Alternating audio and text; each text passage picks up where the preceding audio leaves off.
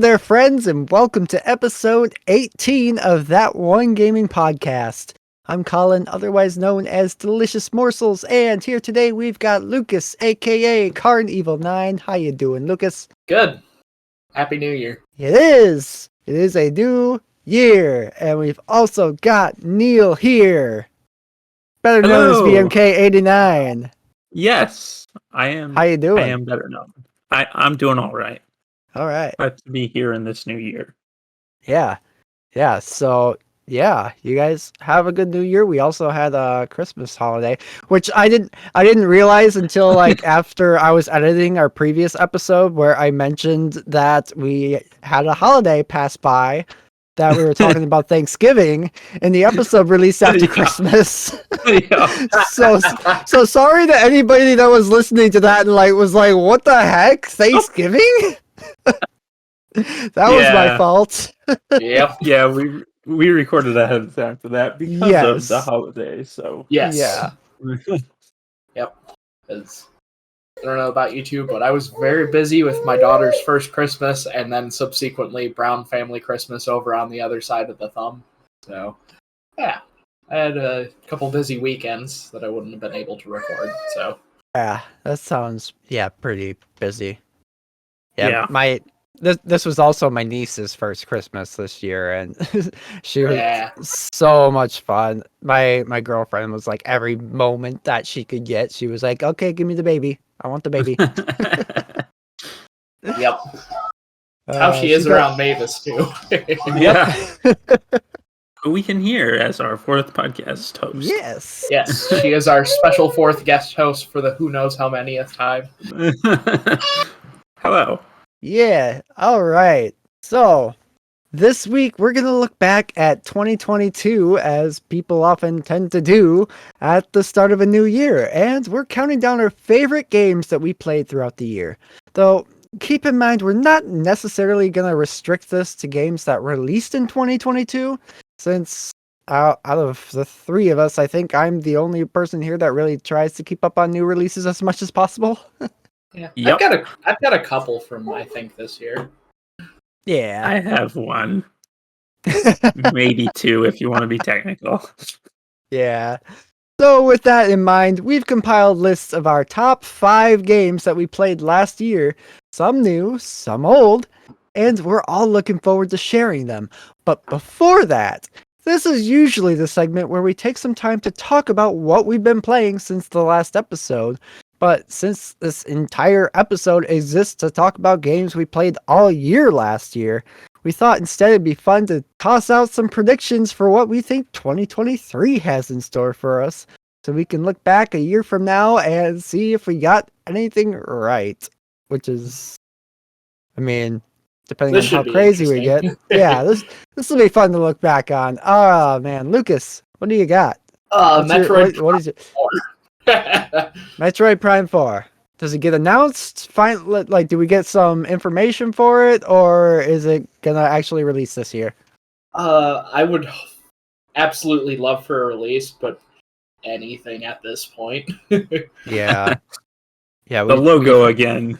Yeah, we've had a Metroid this time instead of the 4. Yeah, we've had a number 4 floating in space for a long time now. We need some more. Yeah, like an update, a screenshot, an official cancellation notice, anything. Right. Stop stringing us along. Wasn't there some news that Retro Studios had dropped the project and Nintendo had just completely restarted it? It was the other way around. Yeah. Development by Nintendo right. wasn't going to plan, so they decided to hand the project back over to Retro Studios, the developers of the original Prime trilogy. Right. And why they didn't just give that to Retro Studios in the first place, I don't know. They're probably too busy with the new Donkey Kong Country. Yeah, game. I think that was around the time they were working on Tropical Freeze. Yeah. No, because that came out on the Wii U. Yeah, but this was a long time ago. This game's been in development hell for a long time. Yeah. What? I mean, Dread was in development hell for 14 years, and if they think they can get away with that again, I'm going to be very upset. Right. Oh man, I will give you a bonus prediction for 2023. This isn't my main prediction, but Metroid Prime Remaster is going to release this year. I sure hope so. That is mine. Well, it's not mine, but it's my little bonus prediction. Yeah, I mean, since we're on the topic of Metroid Prime, anyways. Right. Yeah. We're gonna see Metroid Prime on the Switch this year. Yeah. One way or another. It's either gonna be the original remastered. Well, we're gonna have the original remastered, or it's gonna have number 4 tacked onto it. Yep. But we're gonna see Metroid Prime 4 on the Switch this year. Yep. 4 potential opportunities that a Metroid Prime game could be on the Switch. Absolutely. What about you, Neal? My prediction is more of a nothing will be said more than a something will be said. I'm gonna say that we won't hear any news from Sonic Team about another game this year. I think they're gonna be quiet for a while. Interesting. They did just say that they basically outlined all of their 2023 plans for Frontiers. Yeah, I don't think we're gonna get any more details on that. I think there's not going to be a Sonic Frontiers 2 announcement or video or anything. I think they're just going to do the DLC stuff and call it good there and wait till 2024 for anything else. And possibly 2025 if they hate us. We'll see. Well, if they took a new Metroid game's worth of time to make a Sonic game, maybe we wouldn't be in this predicament. Yeah. Well, I'm not saying go away for 14 years, but Dread was really, really good. Right. It really was. Yeah, at the same time though, most the recent Sonic games that were really, really good were Sonic Colors and Sonic Generations, and Sonic Generations literally came out the year after Sonic Colors. Mm. And admittedly, they've split their teams. The Sonic team is fractured into a bunch of different teams at this point. So Sonic Colors team was not the same as Sonic Generations. But still, Sonic Unleashed... When did Sonic Unleashed come out? 2008? So yeah, that's only, 2 years? No, 3 years. It was the 20th anniversary game. Yeah, so they took 3 years to make Sonic Generations while also, putting some of their efforts on Sonic Colors and Sonic 4. Yeah. So, the good games don't necessarily have to be done taking a long time. Sonic Unleashed, debatable whether or not it was good, and it was one of the most recent ones that took a long time to make besides Forces. So, who knows? Mm-hmm. Yeah, but that is my prediction. Yeah. Interesting. So, my prediction. We're all kind of sticking pretty close to our favorite franchises here, so I'll do the same. I am predicting that the Final Fantasy IX remake is going to be formally announced by Square Enix this year. And I'll take it one step further. It's going to be a full remake of the original game in a graphical style that's similar to the Secret of Mana remake that we got a few years ago. And it'll be released in 2024. That's my prediction. The game, I mean, it was that big old NVIDIA leak from a couple years ago now. I mean, almost every single game on that has been announced at this point. Final Fantasy IX Remake was one of the games on that list. And Yoshinori Kitase, who is the director of Final Fantasy VII Remake, said recently that they have some big Final Fantasy news coming this year that is not related to Final Fantasy VII. So, fingers crossed. Final Fantasy VII, the one game they won't stop telling us about. Yes. So, I mean, that fingers crossed that we're going to see that Final Fantasy IX Remake finally, because, oh my god, it'd be so good. Or it could be bad. it could very well not live up to the original, but I think it will.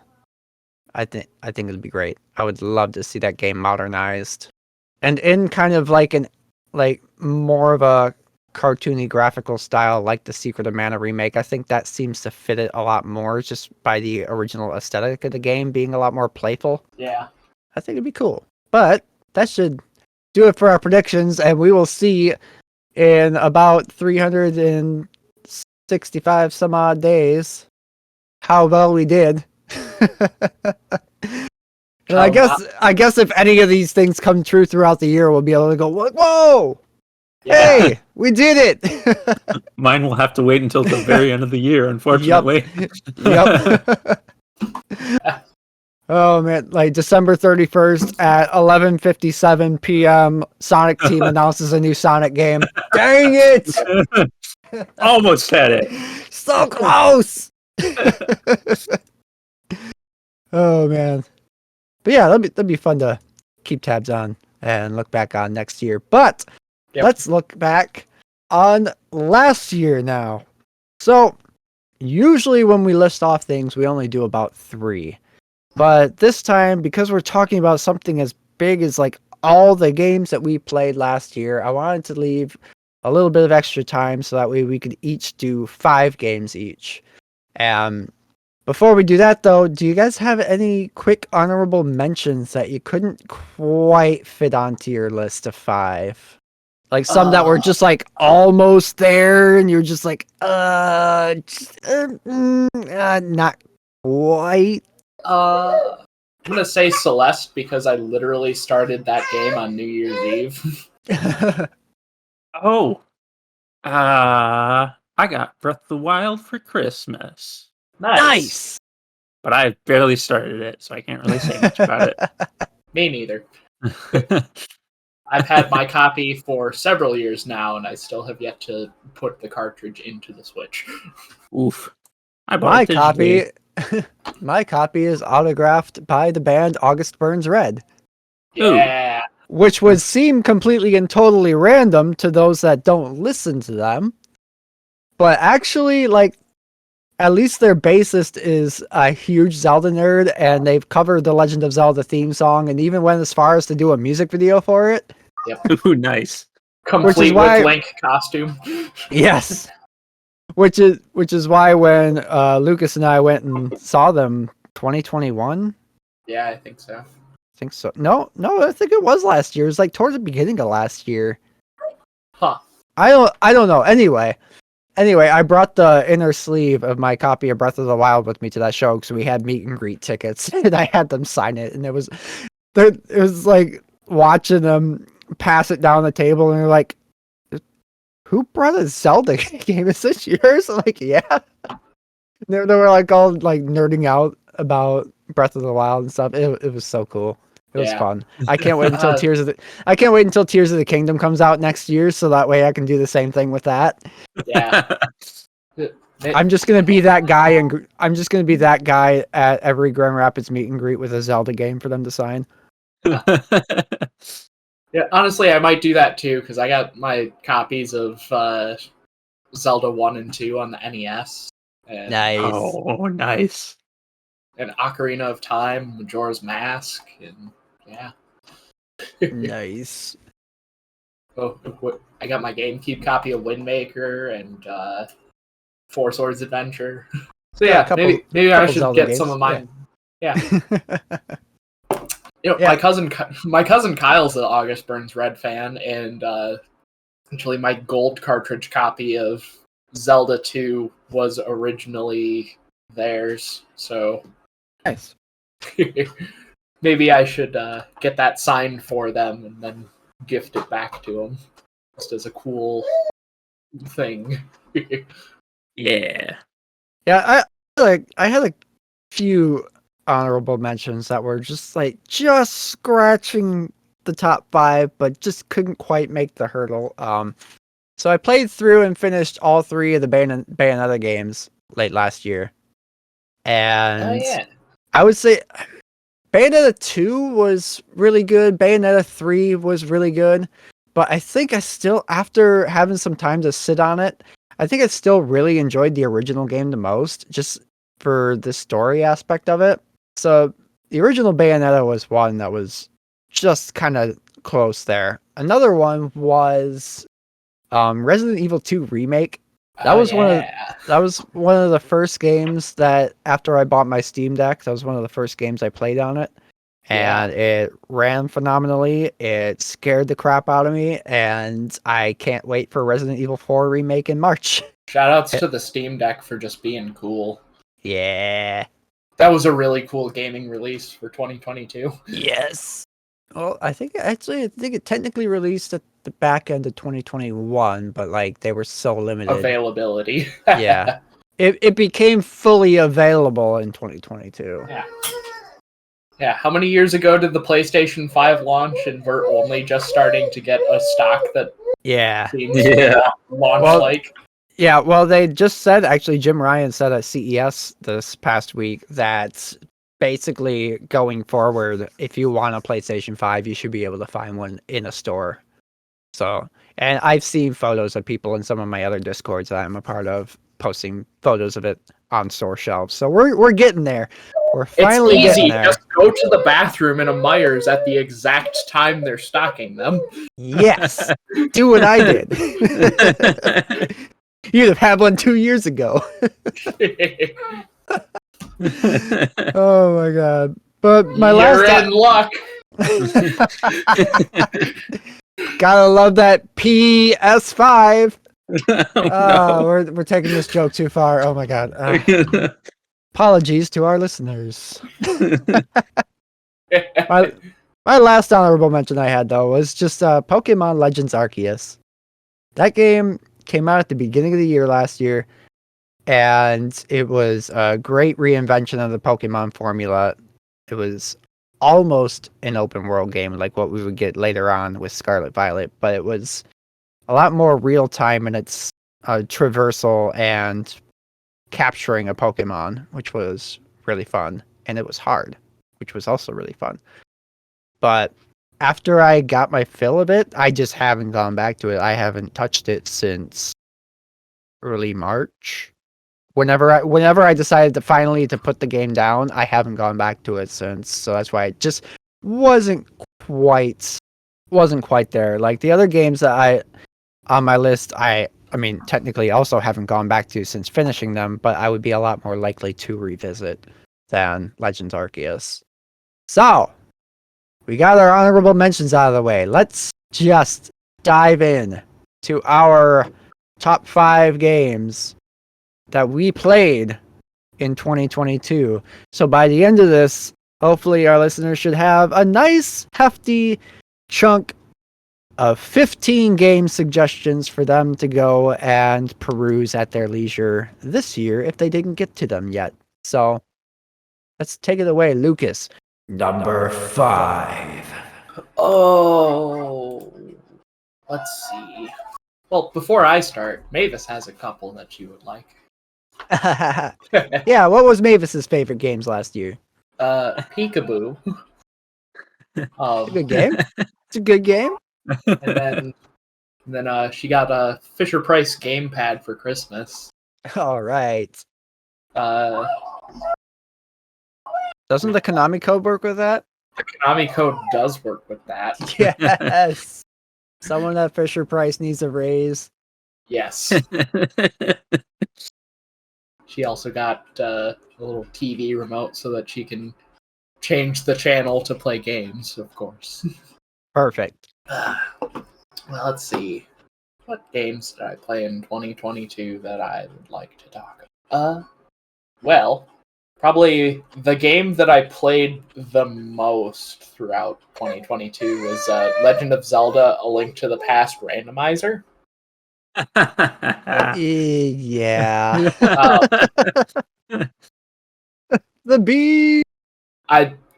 Yeah, the bees. God.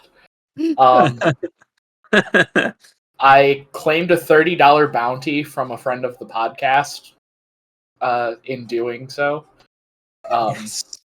they challenged me to do fully randomized inverted worlds randomizer that I told them, generate me a seed, I'll play through it. And they were like, wow, for real? I'll give you $30 if you can do it.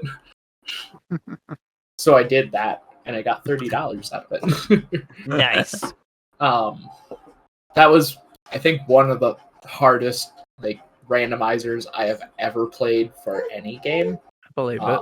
Also, earlier this year, in a similar vein, I completed Super Metroid Link to the Past combo randomizer for the first and so far only time. And honestly, I think the crazy randomizer for Link to the Past with Inverted World that I did for the $30 bounty was harder.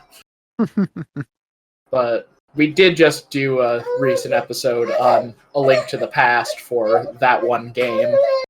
And it is one of my favorite games on the SNES. And playing it randomized just kind of adds to the challenge and replay value of it. And boy, did I replay it 15 times while we were waiting to finally do the episode. Right. Yeah, because we had to delay that a couple times for various reasons. So you might as well just do one more run. Yep. And that happened 15 times. Oh my god. So many bees. Would you like to explain why bees is a joke? So everything is bees. Among the things that were randomized were the items in treasure chests, or also just sometimes item drops from pots randomly, because our friend had the pot sanity flag checked for the randomizer. So sometimes key quest items would be just in a random pot somewhere. But they also added a bunch of bee swarms to the randomization pool. So sometimes you would open a treasure chest and a swarm of bees would come out. And unless you have the butterfly net to catch them and put them in bottles, the bees try and kill you. And since damage values were randomized too, me and my 8 hearts and green tunic would die in 2 hits because the bees would deal, I believe, 6 hearts of damage. Oh my god. I would have been doomed in that because, as we know from our Link to the Past episode, I didn't have the net. Yep. I think probably the saddest part of that was because everything was so heavily randomized, I did end up collecting all 3 of the pendants and checking the Master Sword, even though I had already collected the Master Sword at that point. The Master Sword was bees. Oh no. It was bees. Master of bees. So many bees. It was so bad. I was I think it was in one of the last dungeons. I picked up a pot, and the sprite they used to represent the bee swarm is a bee in a jar, which is an actual item that you can collect. Or rather, it's one that can show up in your inventory because it's the sprite that displays in your inventory when you have a bottled bee. So I was like, oh, cool, a new bottle. But then it was bees. At which point I started crying like Nick Cage in The Wicker Man. It's like, no, not the bees! Not the bees! Oh, my eye! It was Why terrible. does it have to be bees? And normally the only time you encounter bee swarms is if you Pegasus boots dash into trees. Every so often you'll get a bee swarm out of it, which is fine. So normally that doesn't appear in game. So how do you handle a bee swarm otherwise when you aren't really prepared? Right. But yeah, as for the rest of them, it's just vanilla item randomizer, which is much more forgiving. Yeah. But yeah, Link to the Past and I think also Super Metroid are probably my 2 favorite game randomizers that I've played. But I definitely played a lot more of Link to the Past randomizer this year because for whatever reason, when we did that one game, on Link to the Past. Like, just the urge to play LTT randomizer was just bit me. It was just the right time for it. Yep. So, turn it over to Neal. What do you got for your number 5? Mine are kind of in no particular order, but what I'm going to talk about first is Minecraft. Because yes, this came out a long time ago, and yes, I started playing this game a long time ago, but we actually haven't had a chance to talk about Minecraft on the podcast yet. I mean, Minecraft is like a Neal mainstay next to Sonic and Mario Kart. So it had to show up on this list or we'd be asking questions. Yep. Right. Yeah. Long-time listeners of the podcast know that, like, when we do our Where Can You Find Us? Every Monday, Minecraft Mondays at VMK or twitch.tv/VMK89. We'll repeat it at the end of the podcast, just in case you forgot. Oh yeah, every week. Minecraft is a really good game. Yes. There's a reason it's more popular than Monopoly. Like the amount of stuff you can do with Minecraft at this point is amazing. Like you can play Minecraft inside of Minecraft. It's the programming and redstone is so advanced. People have built entire computers from within Minecraft. Yep.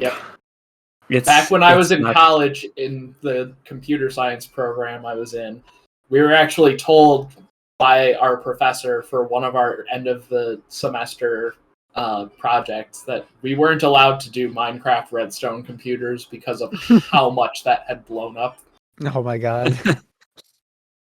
Huh. So instead we did one out of Magic the Gathering card abilities. Oh yeah, I've heard about this story. Yeah.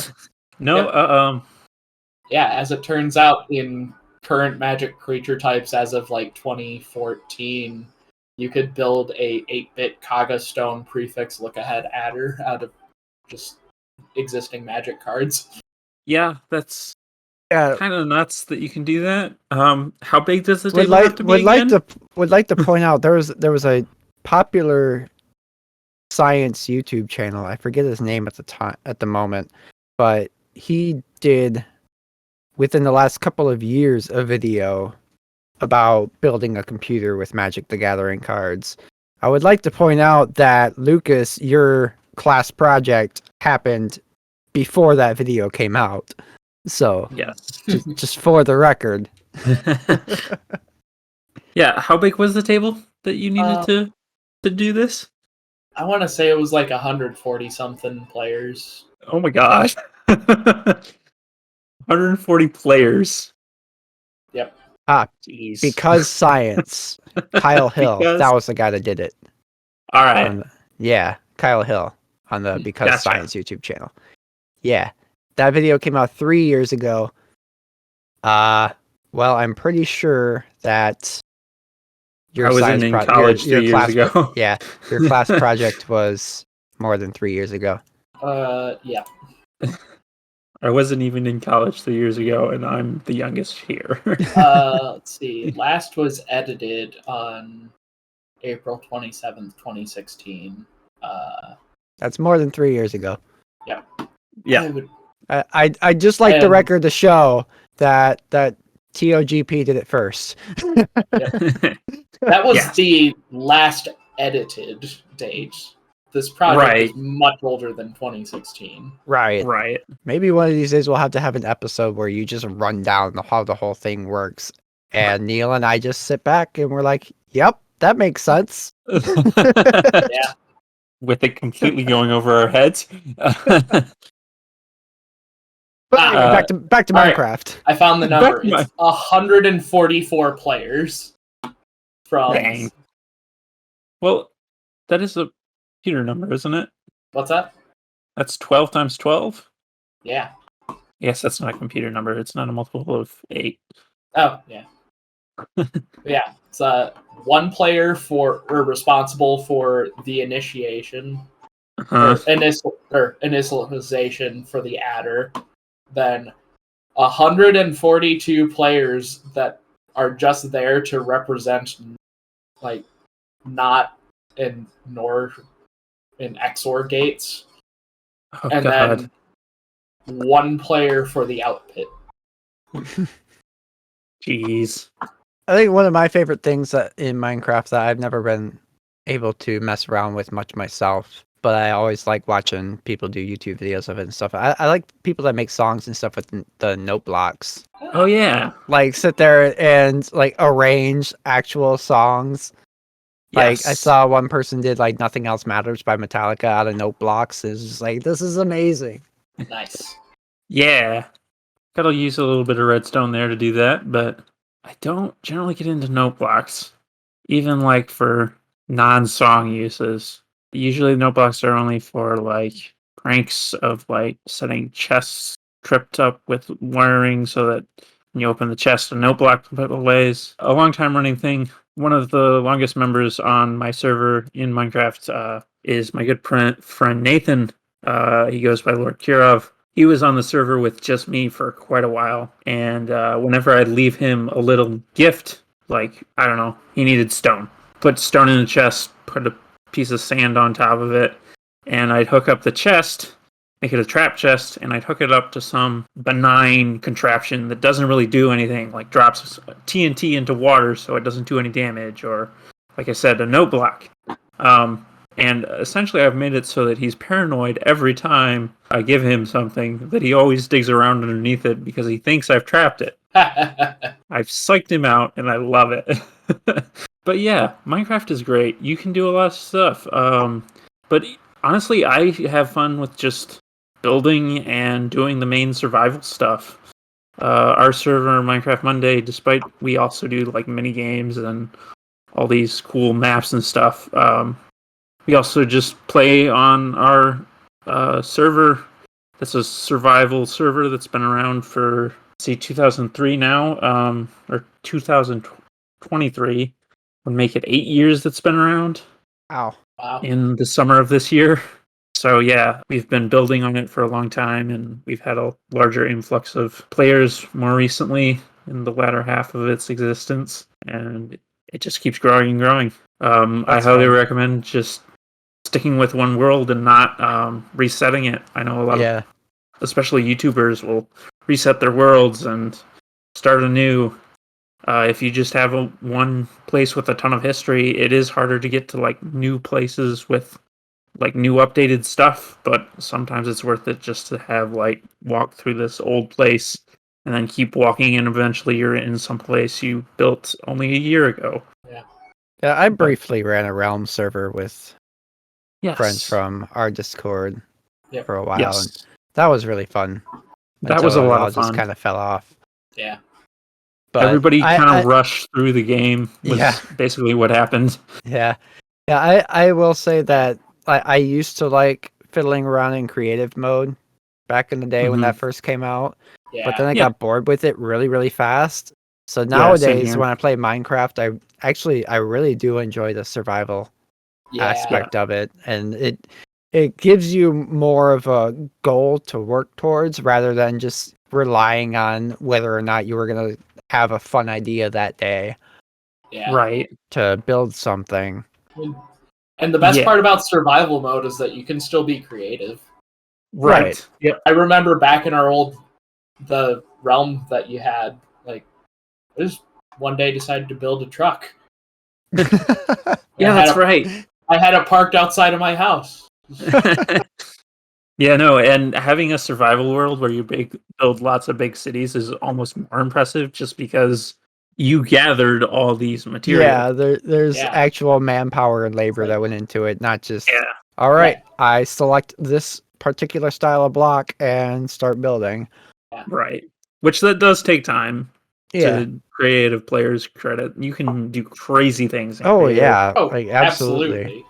But at the same time, I thoroughly enjoy walking through somewhere in my server and saying, "This guy built all this. Yeah, he took the time out of his life to build all these houses and this ship and whatever they've got." Yeah, Yeah, if we ever do a Minecraft, that one game, Colin, you got to gather up enough note blocks so that you can build a town out of them, so that you can say you built this city on rock and roll. It's like, just for the Jefferson Starship reference. I should learn how to do note blocks and do one of my compositions out of note blocks. Yes. Yeah. Redo the TOGP theme in note blocks. And Yeah, that'll be the awesome. opening for the episode. Yeah. That would be really cool. Yeah. But yeah, I don't have too much more to say about Minecraft. I feel like I don't have to say a lot about it because Yeah. you pretty much know what Minecraft is if you've lived in the 2010s and 2020s. Yep.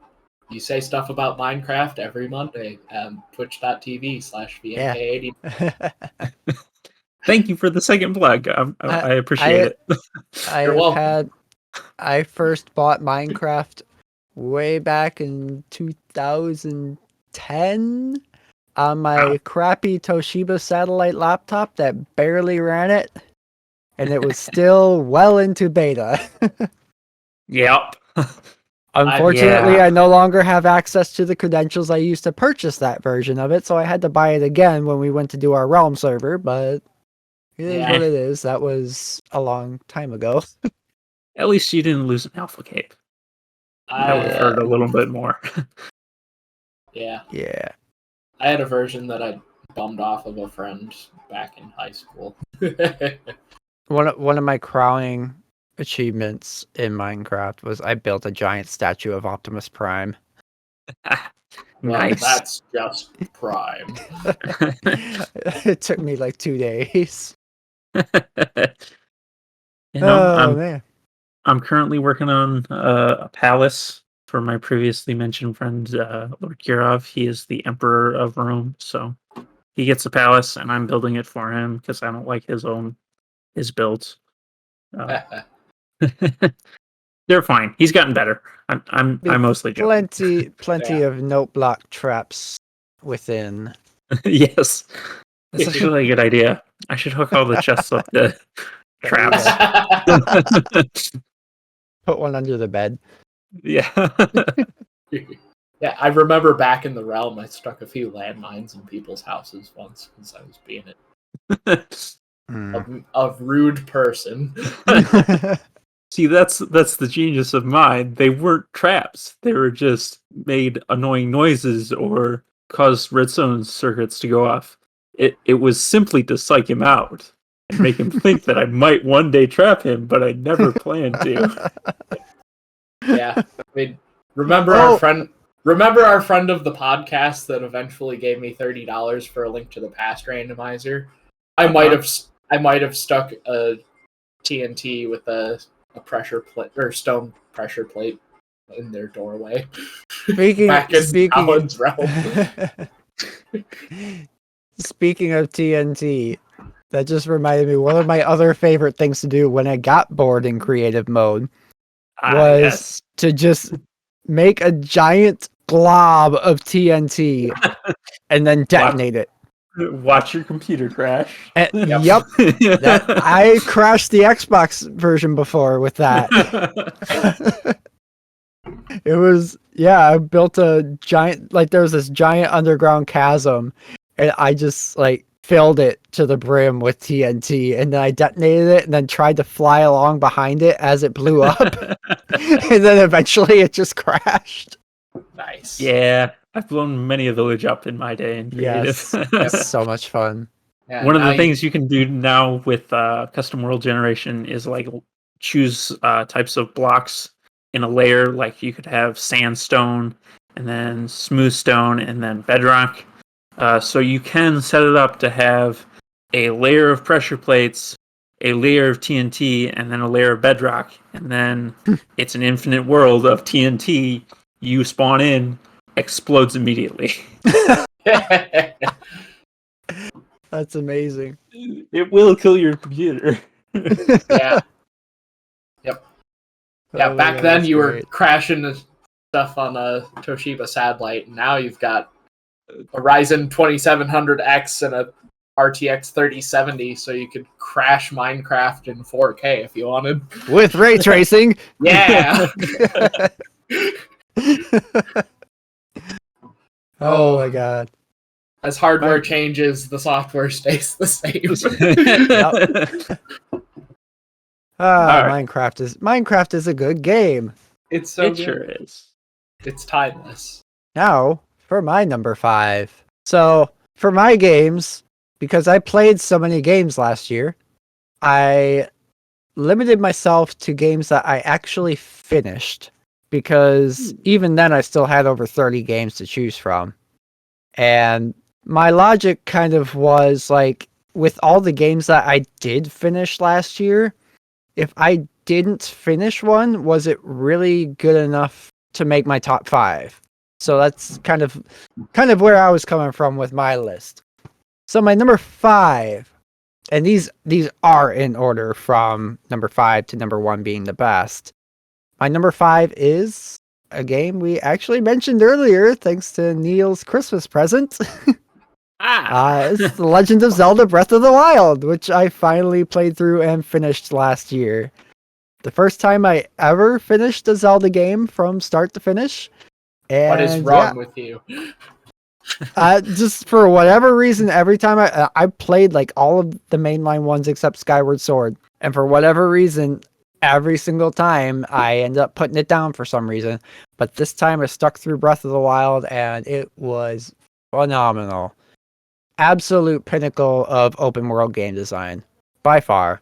And while I fell off of other open world games throughout the year, like Horizon Forbidden West, I put 40 hours into that, and finally I was like, this isn't doing it for me anymore. Everything is so in your face with that game. Breath of the Wild was, for lack of better words, a real breath of fresh air in that genre. Cool. Because it's just, I thought I was going to hate the weapon breaking mechanic, but then found that the game really, really did take that into consideration, and you're never really hurting for weapons. You just have to get past the feeling of attachment that you feel to a particular piece of equipment. And once you get past that, like, you never have an issue with finding something to fight with in that game. And to me, I think this was the first time I actually cared about Zelda as a character too. They actually made her more of a character, and she's really important. Like, more so, you're not just rescuing the princess, and like that's the extent of Zelda's influence on the game. Like, she's actually more of a character than ever in this one. And as you progress through all of the game's dungeons, the 4 divine beasts, and you go to all these different places that they lined out for you, and you get these pieces of flashbacks with Zelda interacting with Link and the legendary heroes of the past, like, you really get to feel for her as a character in a way that the series has never really done before. And I really enjoyed that. And that's what really kept me going, because I wanted to learn more about Zelda and like the struggle that she had to go through back then with her companions and all that. Yeah. But yeah, Breath of the Wild was really good. I'm really looking forward to Tears of the Kingdom, and spoilers, it might end up on my top 5 list next year. Yeah. Depending on if they stick to everything that, I mean, we haven't seen much of it so far, but what we have seen has been pretty darn sweet. So, I mean, maybe 2023 will be the year I finish Breath of the Wild. Yeah, same here. or start it. One or the other. I think you should do it. It's really good, and I know you don't really care for the open world kind of buzzword marketing strategy and stuff, but I think Breath of the Wild does it well. Yeah. But anyway. Yeah. Onward to number 4. I'm just gonna keep saying all the numbers in that voice to make it more exciting. Yeah. Maybe I'll put some reverb on it in post. I don't know. Yeah. All right, number 4, Lucas. What do you got? Well, Guilty Gear Strive. That sure is a game. Yeah. It's the second most modern game on my list this year. But after the one night at our like usually weekly Saturday game night, it got into place Guilty Gear Strive, tried it out for the first time against our friend JJ, and she is very good at fighting games. I am average at fighting games, so I was put in my place several times, but I had a lot of fun doing it to the point where the next day I bought the game. Didn't you buy it with the $30 from that LTTP randomizer? It. I like how your games are. They had like this common thread so far. It's just one led to the other. Yep. It was on my want radar for a while, but I hadn't had an opportunity to play it. And I knew that JJ had gotten it, and I also knew that Bridget was recently added as a NPC or as a DLC character, along with Testament, who is like aesthetic goals for me. I love Testament. They're so cool. Anyways, it's a really fun fighting game. As much as I love Testament, unfortunately, I'm not great as Testament. I leaned more into Kai Kisuke main for this game. And I think I kind of did for Xrd as well. It's like, there's just something about Soul Bad Guy. It's like, he's Guilty Gear's Ragnar the Blood Edge, but he's not Ragnar the Blood Edge enough for me to be good as him. Whereas Kai Kisuke is like, he's got all the moves that I like in a fighting game character. Even though it's supposed to be a balanced character, he plays really well in Rushdown, in my experience. Mostly because it's got approach type attacks similar to Ragnar's Gauntlet Hades and whatnot. I'm not super advanced in fighting game skills. I just know what I like. Also, I will say one thing I wasn't fond of was that the story mode was more of just like an animated movie than it was like an actual story. So that was, but it was also a very, very cool plot, and Happy Chaos is whack.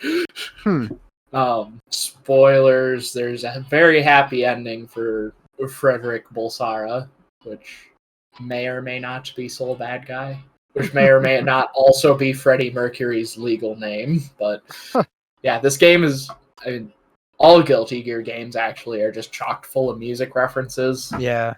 I mean, Mr. Bad Guy was the name of a Freddie Mercury solo album. As I said already, Frederick Bulsara is Freddie Mercury's legal name. Kai Kisuke is named after Kai Hansen and Michael Kisuke from the power metal band Helloween. Eno is named after Brian Eno. Just so many more. Yeah, that's something that's really cool about Guilty Gear. Testament is named after the thrash metal band Testament. Yeah. I am absolutely not great at fighting games, but I want to get more into them because I've always liked them. Like going all the way back to Mortal Kombat 2 on the Super Nintendo. I mean, I've always tried to play fighting games, but just never really got overly good at them. Yeah. Like there's always been those fighting games that have just been like kind of sort of pop culture staples, like Street Fighter 2 and the Mortal Kombats. But then I got like really good at Mortal Kombat 11. Yes. For the short period of time that we played it. Yep. And then just playing the Switch version on lunch break at one of our old jobs, and for the life of me, I could not beat Colin. Granted, I wasn't really looking at any sort of move layout for any of the characters. Yeah, I think like the one time I beat you, it was because I was playing as Jade and I remembered the button input combination for her nitro kick. Yeah, and I think you just spammed the hell out of that. Yep. Yep, I remember that. Yeah, I think I'm gonna try to play more fighting games this year for sure. I did get Grand Blue Fantasy Versus on my PS5 as a free game from PS Plus a couple months ago, and I played that for about a half an hour to an hour or so just to try it out. And I did find a character that I enjoyed playing on that. So, Yeah. well, I definitely have to play that. And I do plan on picking up Street Fighter 6 when that comes out in June. So, Yeah, me too. yeah, I'm gonna play a lot more fighting games than I typically do this year, I think. Yeah. I know that I've got the Grand Blue game that you mentioned on my Steam wish list because it was a Arc System Works fighting game, and I Yep. found that those are kind of my bread and butter. Yeah, I mean, take what I say with a grain of salt because I'm not an expert in fighting games, but I think it's a pretty good game. Yeah. I found a character that I played and enjoyed and didn't completely totally suck with. So, in my books, it's a good fighting game. Yeah. Oh, Neal, what's your number 4? Once again, these are in no particular order, but I think I decided I'd go with my other mainstay, which is Mario Kart 8, which we have talked about in the past. But Mario Kart 8 has recently usurped one of my favorite games of all time. I now consider it more fun than Sonic 3 and Knuckles. So I now Whoa. categorize as the most fun game I've ever played. Whoa. Yeah. Coming from the Sonic guy. Yeah. This game like fixes a lot of the problems with like Mario Kart in general. Like blue shells are way toned down because you have the super horn and they don't happen as often. They also hurt more people than just the first place person. The fact that Mario Kart 8 does the whole anti-grav thing just kind of opens up track design and is crazy. You get way more characters now. It's not straight up Nintendo Kart yet. It's not Smash Bros, but kart racing, but it is Animal Crossing. It is a step toward that, and here's hoping that's why Mario Kart 9 is taking so long. Right. Yes. Part of me wonders if Mario Kart 9 will just be Double Dash 2.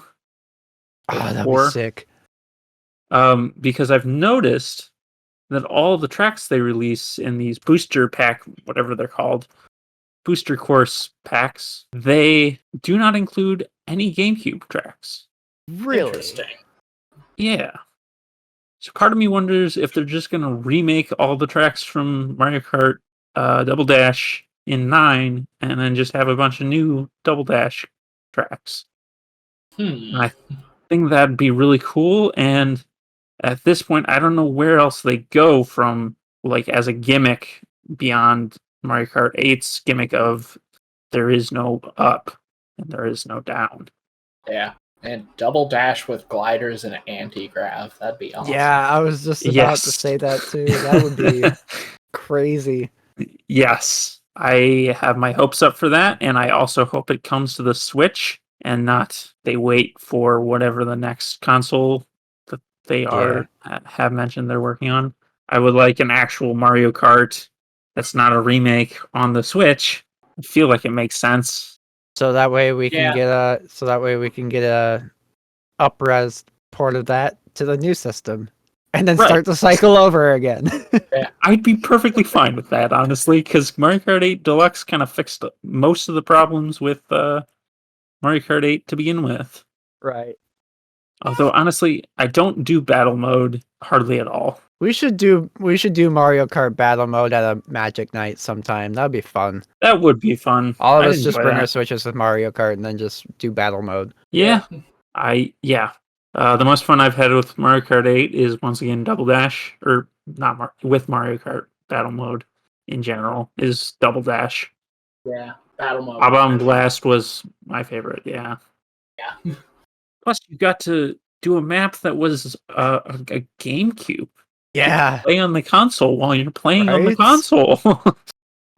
Yo, that was a cool level. Yo, dog. I heard you like consoles.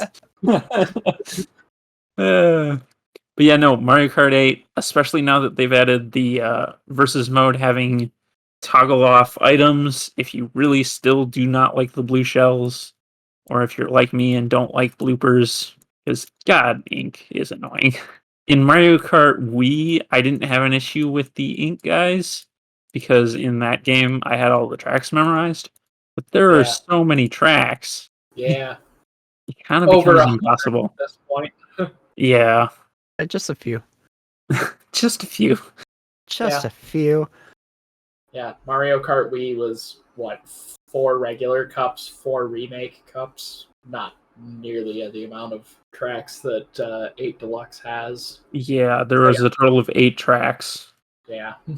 Here they got the 8 cups with the new tracks, or the 4 cups with the new tracks, and then 4 retro cups, and then 4 more retro cups, and then 4 more retro cups, and then 4 more retro cups. Yep. Well, yeah, the downloadable stuff from the original Mario Kart 8 and the new Mario Kart 8 Deluxe downloadable stuff, all that had new tracks mixed in with the retro cups. Oh, yeah. So there isn't really remake and new sorted anymore, but at the same time, we've gotten a lot of new tracks too. So yeah. Yeah. I'm kind of hoping, but also there's been rumors in the past, specifically I'm going to call out Mario Kart Wii and 8/8 Deluxe, but Mario Kart Wii had the Blue Falcon as a car, and then they added Mute City and Big Blue in 8/8 Deluxe. Uh-huh. So just give us F-Zero. Yeah. Either give us Captain Falcon as a playable character in Mario Kart or a new F-Zero game. And guess what? There's rumors of a new F-Zero game, actually. Yes, Something like that, yeah. I heard about that. Crossing the fingers. Yeah. I still like Colin's idea of F-Zero RPG type game exploring Captain Falcon's history as a bounty hunter. It would be really cool. Would. I wish I had bought the F-Zero game for the GameCube back when I was buying GameCube games when I had one. Yeah. Because at the time that I was doing that, it was really hard to find, but it wasn't expensive. And now it's both. Yeah. I wish I was buying GameCube games back when I was buying not GameCube games. Yeah. Before they got expensive. But F-Zero GX is the one that got away from me too.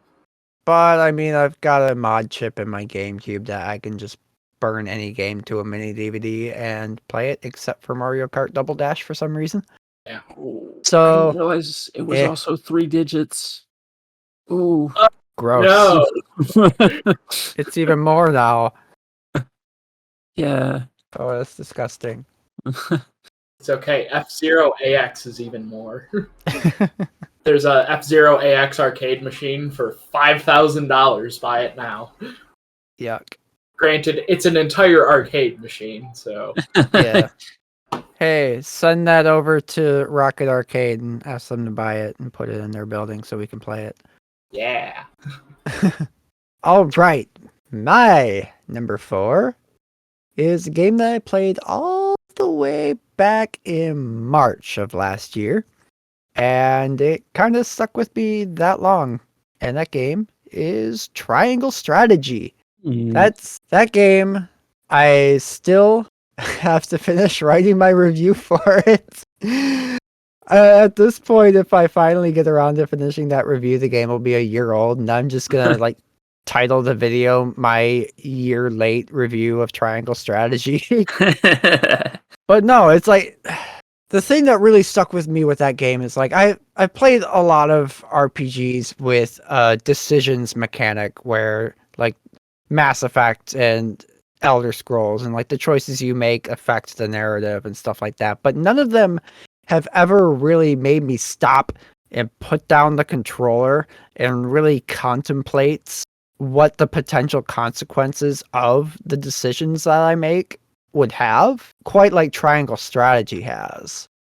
And the unique way that the game implements that as well, because you yourself, you decide on a course of action, obviously, but then you don't just say, all right, guys, we're going to do this. Come with me. Let's go. You have to go around and individually convince each of your party members that what you want to do is the correct path. And they don't always agree with you. So if you haven't really done your due diligence in a particular chapter of the game, you could very well end up wanting to go somewhere and your party votes to go the other way. And that's where you go, is the other way. And it's just like the way the game did that was just so cool to me, because up to that point, it's like I said, like every game I played, it's been like Mass Effect or Elder Scrolls, where it's like, all right, here we go. You guys come with me. We're going to go do this. And this is what's going to happen. And like, it was really, really cool how they implemented that. And eventually, I do plan on finishing that review before the game's 1 year anniversary, because I've got 5 hours of gameplay footage recorded ready to go for it. So let's go sit down and do it. I'm almost done with the review. I just need to finish it. Yep. But yeah, Triangle Strategy was just, it's fantastic game. It's the Final Fantasy Tactics kind of spiritual successor that a lot of people have really wanted for many years. And if you enjoy the tactics genre, you really can't go wrong with that game. But let's move on to number 3. Lucas. Well, suppose since we talked about Mario Kart, let's talk about Mario Kart some more. Oh. Woo! Let's talk about Mario Kart. So, back when we were doing our Mario Kart's ranked episode of that one gaming podcast, I ended up taking a deep dive back into Mario Kart Double Dash afterwards. Really? Nice. If memory serves, I played through 50 through 150cc, all 4 of the cups plus the All Cup, like just in the week after that episode. I enjoy Double Dash a lot, and it had been years since I had touched it because I had only ever rented it, but in the time of renting it, it was also when I 100% completed Double Dash. Nice. Which, That game's hard to 100%.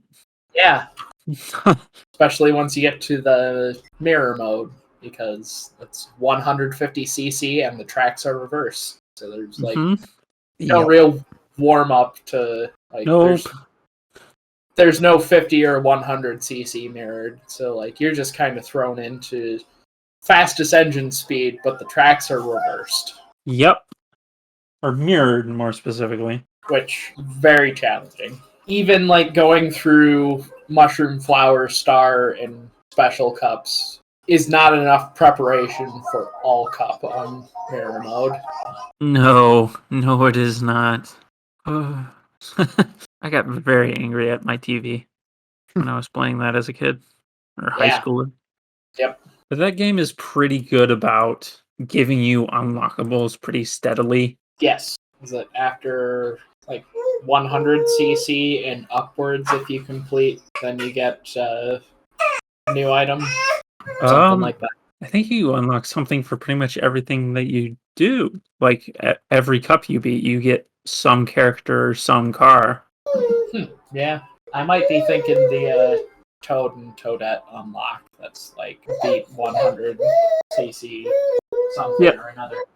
Yep, you get something for completing each cup in 50, 100, and 150, and mirror mode. Yeah, you just don't get all cups rewards in 50 and 100.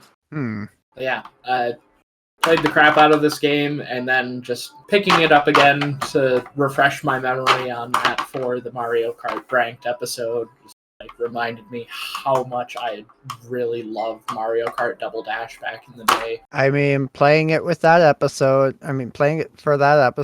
I finally came around on it after despising the game for well over a decade.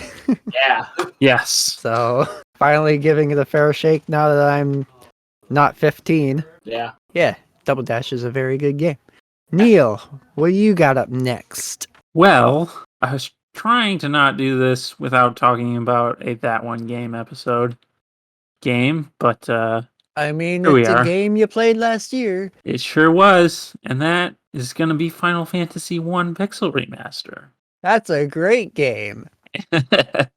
And as we discussed last episode, it was really good, and it's gotten me like I felt like some of the that one games we did were sort of like anticipating me for getting to Final Fantasy finally, because we played Pokemon and I was like, I like some of the concepts in this, and this is executedly pretty well.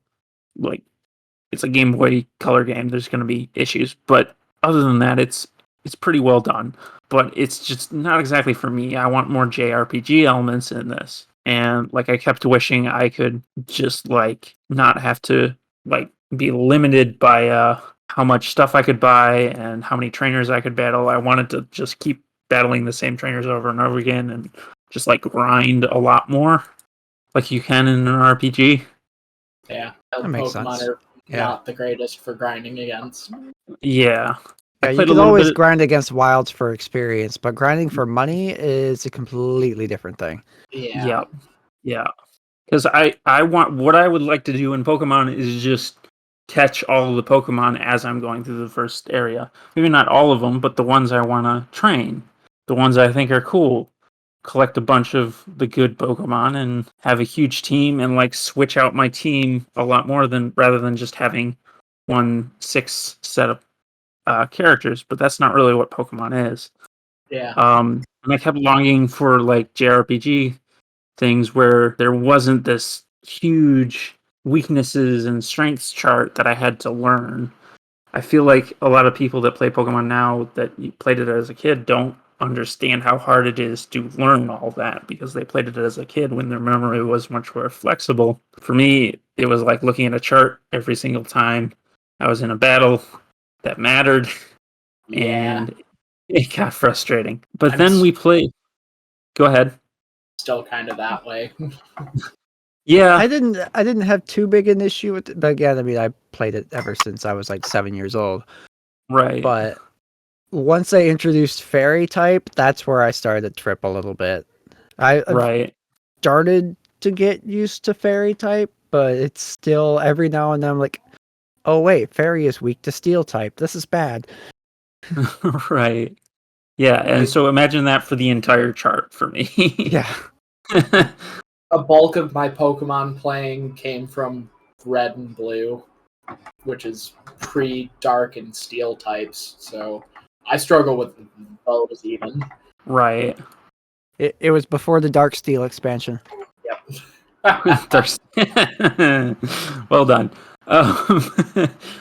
But yeah, no, then we played Link to the Past, and at first I was like, oh no, this is going to be another thing where I'm wishing I was playing an RPG where I didn't have to do all this fighting that's more skill-based, and I wish I was just playing a JRPG and getting the story that way.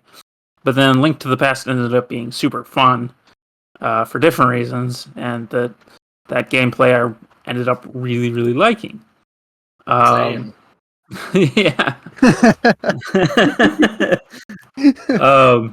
But yeah, I still there was part of me that was like, I do just want to play a JRPG, and I'm glad Final Fantasy is coming up. I had a lot of fun with Final Fantasy, even though I ended up kind of cramming it. I wasn't intending to cram it, but I did.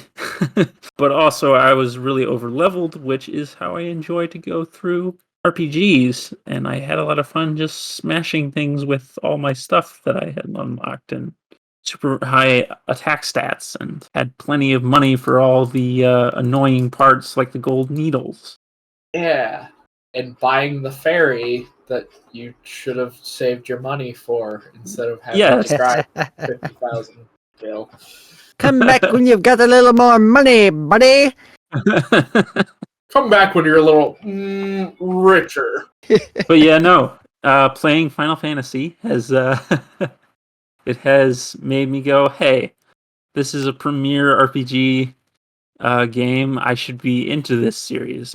I tried Final Fantasy X a long time ago and didn't really get into it, but I'm sure if I went back to some of the more traditional ones, like I know 10 is traditional compared to the action RPGs, but like I want to try Final Fantasy 2 and 3 and the original SNES run and such, because I'm pretty sure I'm going to like these, going by the fact that one of my favorite games as a kid was just basically a Final Fantasy clone, and that's kind of influenced me. That being Harry Potter, which has come before. Chamber of Secrets, really good game. It sure is. We should do that one game on that, and then Colin can do John Williams music and get sued. Yeah. Oh my. No, with all the discourse around that franchise right now, I think that would probably be a less than advisable course of action to take. I don't know. Yeah. No, I don't think that would be very good, that one game, because basically it's just the story of the game with some Final Fantasy sprinkled in. Yeah. Yeah. Or the story of the book. The movie. Yeah, the book, the movie. The game, the movie, the game. Yep. Scott Pilgrim. No, the Scott Pilgrim video game. It's a video game based on a movie, based on a comic book, based on a video game. Sorry. Yeah. Anyway, there's Final also Fantasy. Street Fighter the movie, the game. Oh yes. Doesn't I Want to Be the Guy have some weird title like that too? Probably. But yeah, I am glad you both ended up enjoying Final Fantasy the way you did. Yes. Because leading up to that episode, I was actually a little bit nervous as the big RPG guy of this group. I was like, I don't know, are they gonna be into this one? But then it's like, oh, turned out like I had so much fun with that episode and game. Yeah. Yes. No, I am a RPG fan. If Sonic and lots of platformers are my main thing, RPGs is my second thing right after that, and then probably racing games. So my number 3 is actually a pair of games, but they're from the same series, and that's why I threw them both in here, because I played them both mostly back to back, and they're gameplay wise, they're basically identical. It's just the stories and stuff that are different, and the sequel obviously has a little bit more content. Well, actually a lot bit more content to it, but Understand. Have a nice day. But it's Judgment and Lost Judgment. I mentioned in the last episode I picked these up on Black Friday and played through the first one before our last episode, and then after our last episode I started on Lost Judgment and finished it up right before the new year. And these games, like, I've never played a Yakuza game before where these games are a spin-off, but these games just freaking grip me. They're so much fun to play with, like, the beat 'em up style combat with all the crazy wacky finishers and stuff. Like, you can pick up a bicycle from the side of the road and then, like, just jump up in the air and slam it down on people like it's a chair in a wrestling match. Like, it's like all the references to classic action films and stuff, like the Drunken Master thing, that makes a return in the sequel, obviously. Like, Lost Judgment, it adds on to the 2 fighting styles that you get in the first game with a third one. So in the first game, you get Tiger form and Crane form, and Crane form is basically more used for crowd control and is better at taking on big groups of enemies at once, where Tiger form is more directly one-on-one centric and stuff, and you get a boost to your stats when you're fighting one-on-one. Well, Lost Judgment adds Snake form, which is kind of like a weird evasive fighting style, which is kind of designed to intimidate enemies and stuff, and you can actually, like, make enemies start to cower in fear of you if you sit there and you dodge all their moves and stuff, like, for a little while, and then they get a little purple glow above their heads and they get really scared and they start, like, backing up, and then you can go in and do a finisher move, and all of your finisher moves in Snake form are just, like, super fake outs. Like, you'll run up and you'll act like you're gonna punch him, and then you, like, slap the wall next to his head, and then he, like, faints and passes out. Or, like, one of my favorite ones was when the guy's on the ground cowering, you do this giant like roundhouse kick, and instead of like stomping his face like you would normally, you stomp the ground next to him, and he's just like freaking lays. The guy just lays there, like freaks out. And then if you buy the season pass, which also comes with an additional story expansion that lets you play as Kaito, which is Yagami's partner. That DLC also includes a fourth fighting style, which is just straight up boxing, which is really that's another like one-on-one focused fighting style, but it's straight up like boxing and stuff, and it was really fun to use. But I mentioned in the last episode, the story of Judgment is kind of like this weird amalgamation of like a string of serial murders with Yakuza getting their eyes gouged out and stuff like this, and like this cure for Alzheimer's with a conspiracy that gets all wrapped up and stuff. And the entire game, you're trying to figure out like the whodunit of it all. But Lost Judgment takes place in a high school in Yokohama. So you get your big open area of Kamurocho, which is where the first game takes place. And then you have this additional space where you can explore of Ijincho in Yokohama. So you've got like basically two big open world city spaces to explore in this game. And you go in at the start of the game, kind of investigating and setting up cameras and stuff to find evidence of bullying in this high school. And it quickly turns into this ridiculous thing where this dead body shows up in this warehouse. Turns out he was a student teacher at that school who was guilty of bullying another student into committing suicide. So this whole story revolves around the effects of bullying in high school and stuff, and it leading to suicides all across the nation and stuff like that. And the thing that this game does is, instead of spending the whole game trying to figure out the whodunit of it all, they just straight up come right out and say, yeah, I'm the one that did it. Prove it, basically. It's just such a great roller coaster ride, even through all that. And it's a lot more emotional than the first game was because of just the subject material. I mean, there's suicides and stuff, and like I really, really enjoyed it. I think I liked. Yeah. You described this game to me once as Yakuza meets LA Noir, and that sounds super appealing to me. It's like, I will say, you're not going to be interrogating people and judging their facial expressions and stuff like was really big in LA Noir. What I really mean by that is like there's a lot of just overall detective work and following clues and stuff, and taking the clues that you found and applying them to the situations to kind of piece together this crime as it unfolds and stuff. And it's such an excellent series. I really hope they make a third game in a couple of years. I know they're busy with, I know they've got a new mainline game coming out either late next year or early 2024. And they've got a remake of another spin-off coming out later this year called Like a Dragon Ishin, and that takes place in feudal Japan.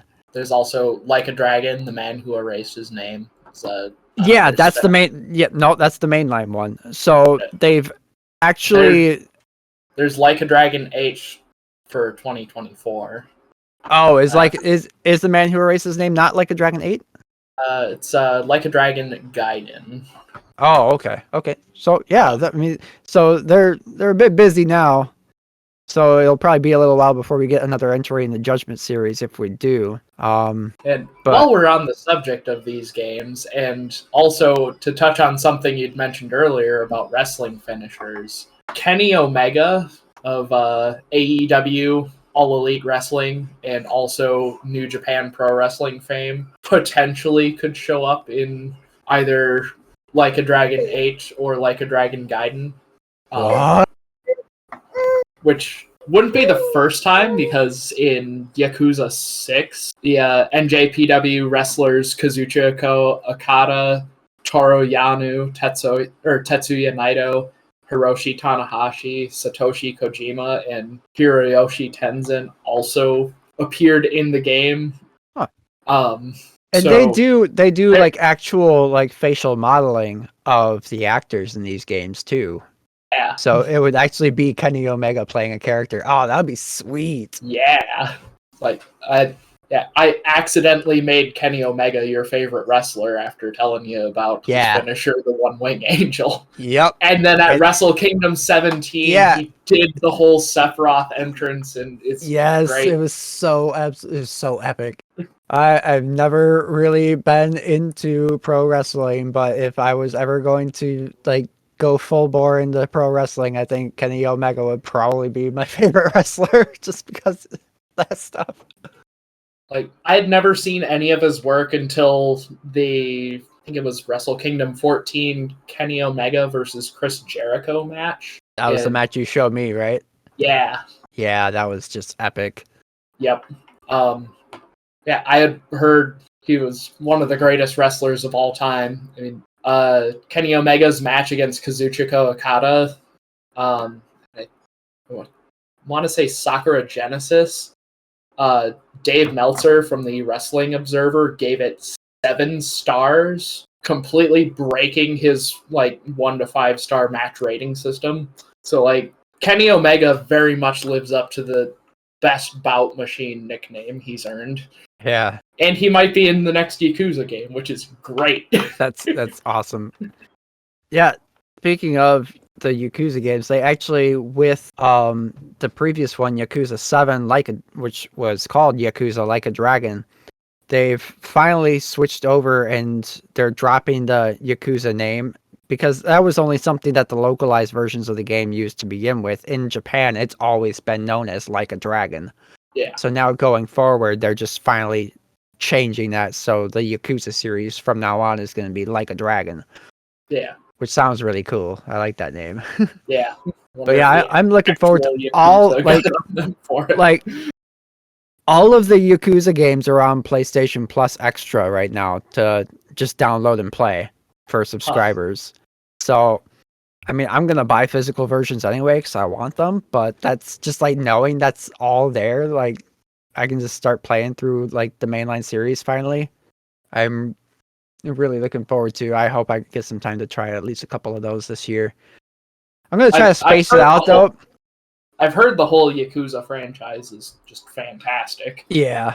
Yeah, I'm going to try and spread it out a little bit better between playing them, unlike what I did with Judgment and Lost Judgment, though, because gameplay-wise, they are very, very similar, so I think I did a little bit of a disservice to myself playing the two back-to-back, because by then, after finishing Lost Judgment, I had put 60 hours into the two games combined, and I was kind of starting to feel it a little bit by the end of Lost Judgment, where there was a lot of extra content in that game that I didn't really get to explore because I was just kind of mainlining it. You're in a school. Part of the story is you have to work your way into the school and find an excuse that you can be there basically at all times, so that way you could work on your investigation. So you end up finding a way to become the counselor for one of the school's after school clubs. And through that, you just accidentally become associated with all of the other after school programs at the school, and each one has its own little mini game that you can participate in. And as you participate in them all, you level up your certain skills and unlock access to more and more of them. The one that I got really, really stuck into was the dancing class, because there's a DDR style dancing mini game in it, and it's just super fun, and I got really, really stuck into that, but I didn't really get to finish it because I was right at the tail end of the story when that started picking up a little bit. So I was like, I just want to finish the story, and I'll come back to this later. Yeah. But yeah, it's just two fantastic games. They're always super cheap. Whenever there's a sale, I highly, highly recommend at least picking up the first game and checking it out, because it's just one insane roller coaster ride that will just keep you guessing the entire way through. Yeah. But let's move on to number 2. Number 2. Lucas. Number 2! All right, Lucas, now give us your number 2. Yeah. Well, now it sounds like I'm copying Neal again, but Final Fantasy. That just means we can plow right through that one really quickly. Yep. In spite of different game version, I played the NES version. I still had a lot of fun with it, even if the NES version is absolutely terrible. Do not play it. Definitely play the Pixel remaster. It is based off of the original NES version, but it has quality of life improvements, such as having ethers and Phoenix Downs and other basic RPG things, like being able to recover your MP with an item, or and all of the spells work properly. And all of the spells work properly. Saber and one other one do not work at all in the NES version. I will say some of the NES spells have cooler names, like Harm. But I really liked the sort of Dungeons and Dragons-ness of the NES version. Oh, yes. I suppose also, by extension, the Pixel remaster. Yeah. Rather than, like, the traditional MP system, where, like, you get a set amount of spells for each spell slot, use them wisely. And I think having earlier in, I think it was mainly 2021, partaken in a D&D campaign based off of the Dungeons and Dragons Magic the Gathering crossover, the Theros expansion. Had a lot of fun doing the D&D campaign with friends of ours, and getting back into that through Final Fantasy on the NES was a lot of fun for me. I was a cat that couldn't jump down a 5-foot gap. Yeah. I couldn't climb down a 5-foot gap. I failed all the checks. I failed the rope. Just let Chisargo die. I was a merfolk rogue. I was thrown several times by our Minotaur monk. It was a lot of fun. Yeah, that was pretty fun. I'm a little sad I had to kind of dip out of it early, just with everything else I had going on at the time. I just didn't have the mental capacity to keep going, but it was definitely fun.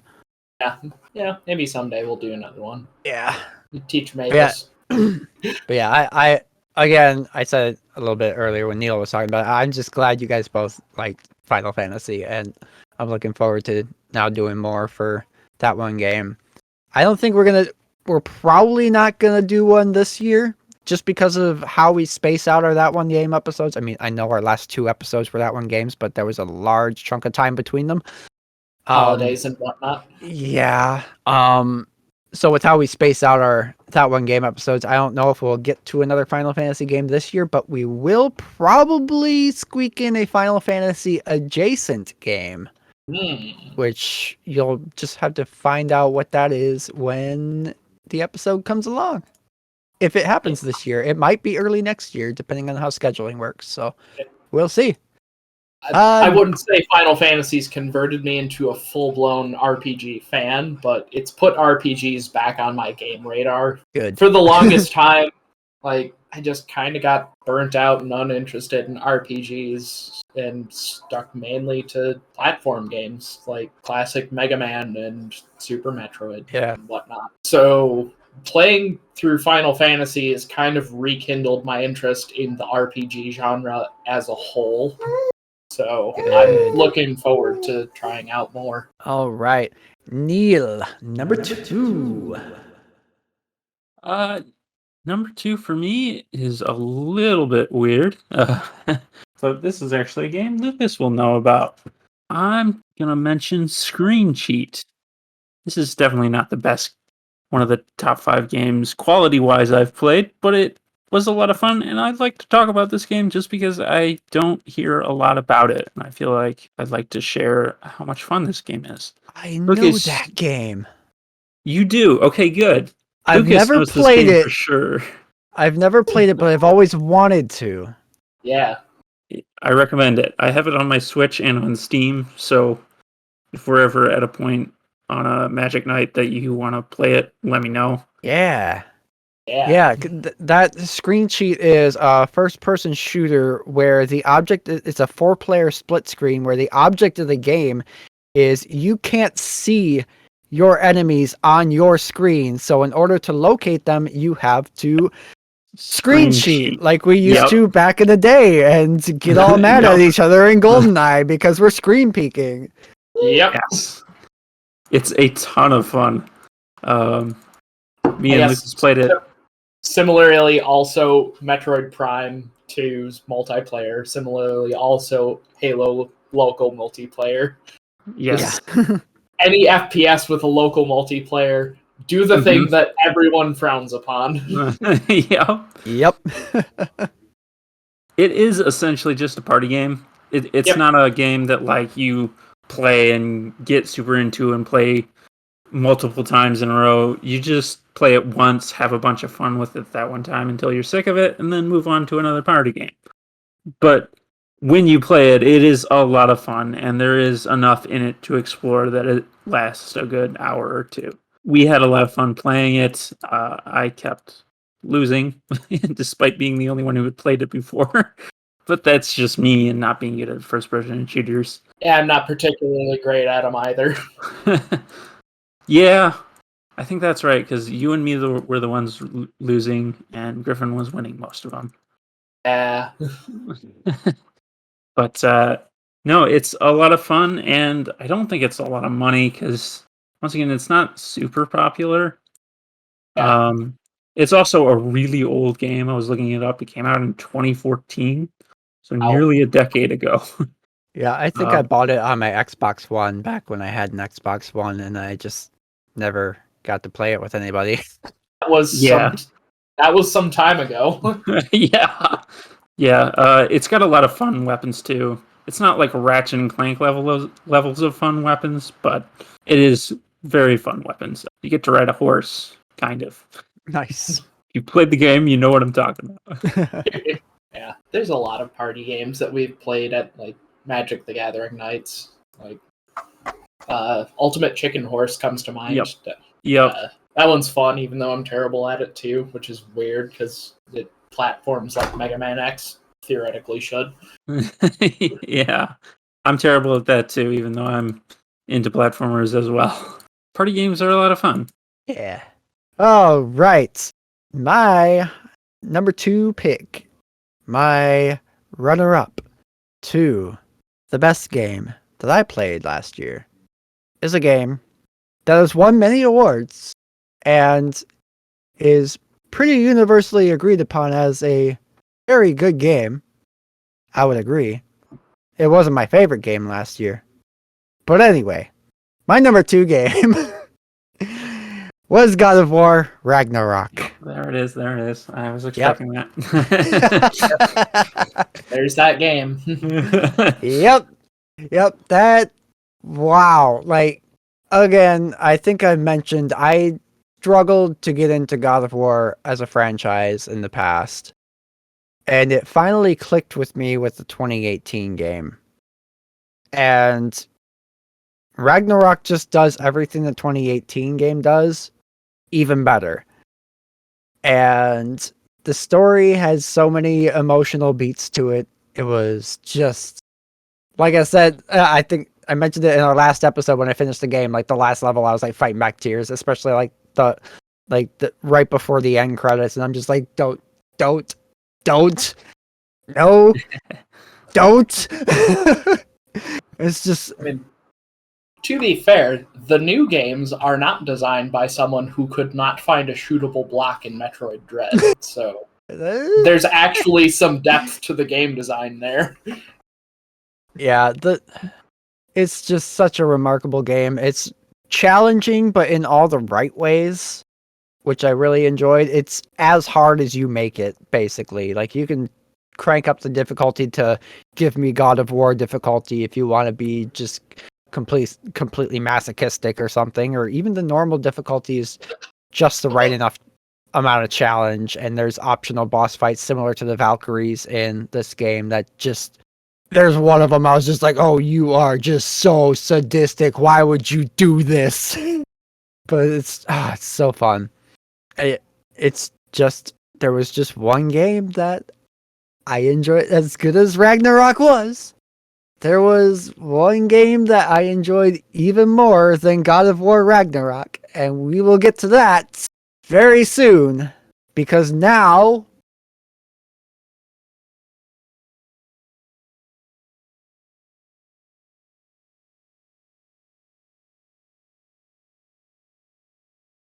Pokemon Scarlet.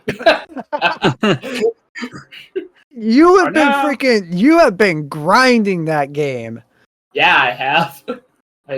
I've since kind of moved on to other games, but like I still bring my Switch to work with me to play it on my lunch break, because just doing raid battles to get junk for raising my battle bugs is a lot of fun still.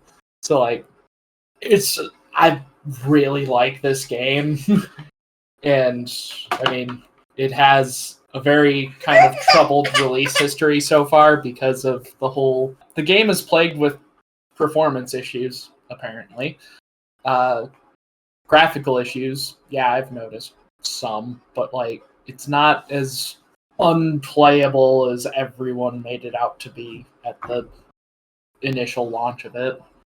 I mean, if it's good enough for you, of all people, who up till recently really didn't care about RPGs.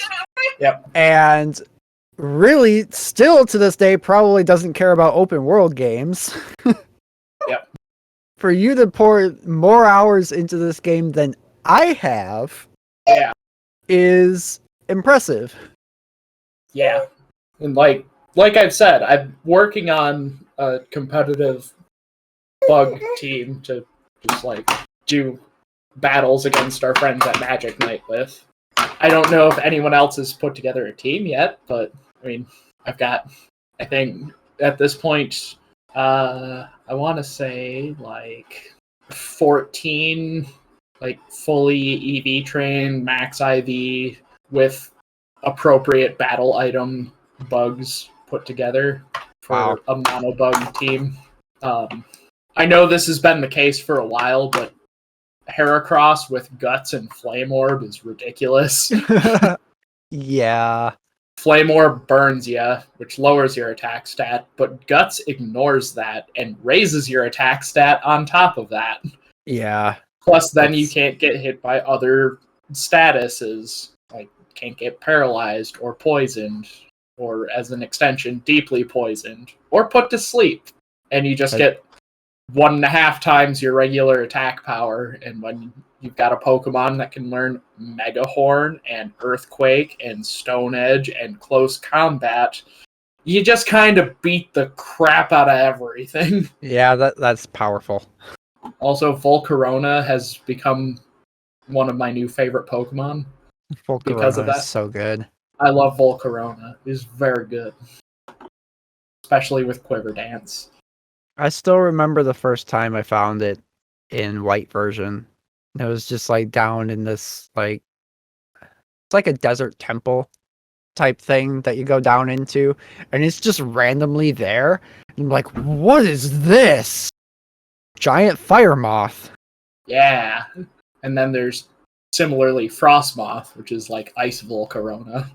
And then there's Masquerain, which is not great, but it exists.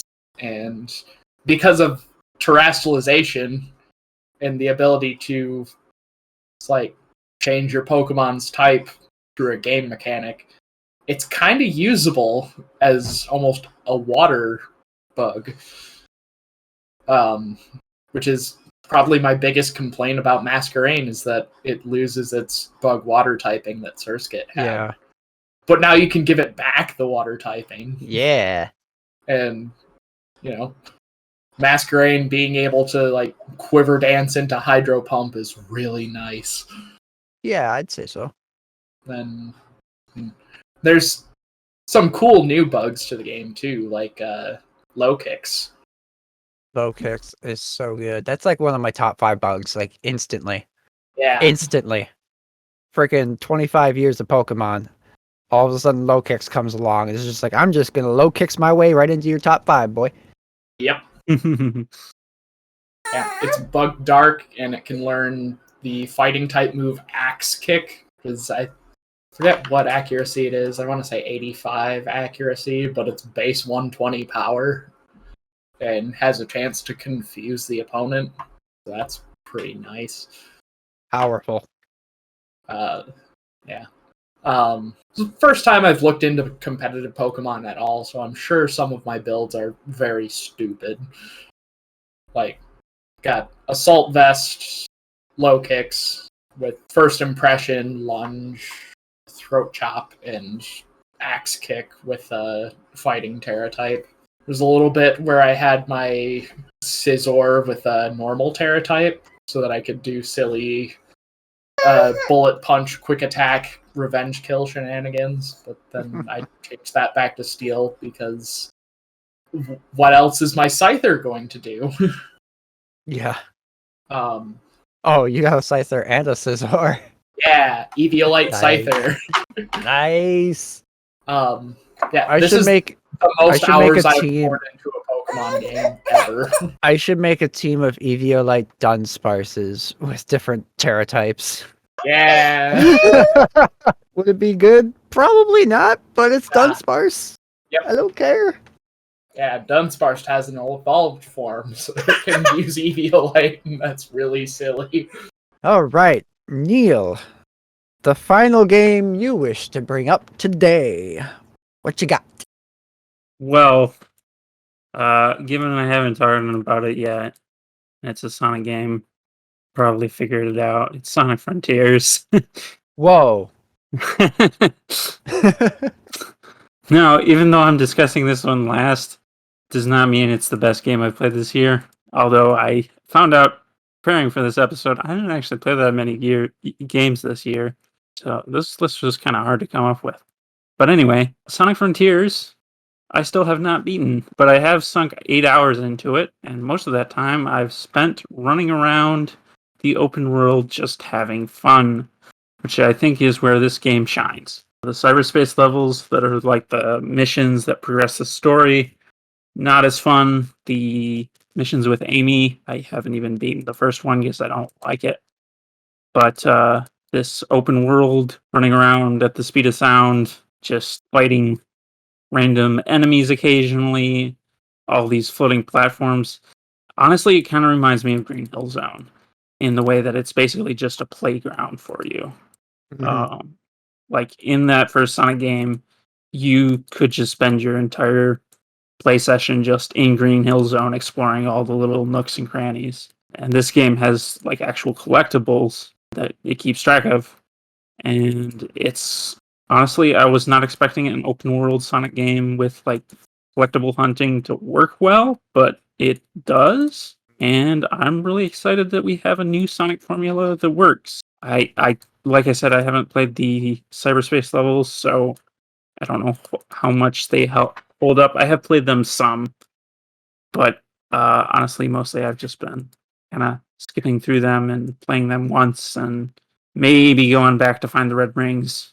It is basically boost gameplay, but the gameplay isn't as polished as boost gameplay from Generations or Colors.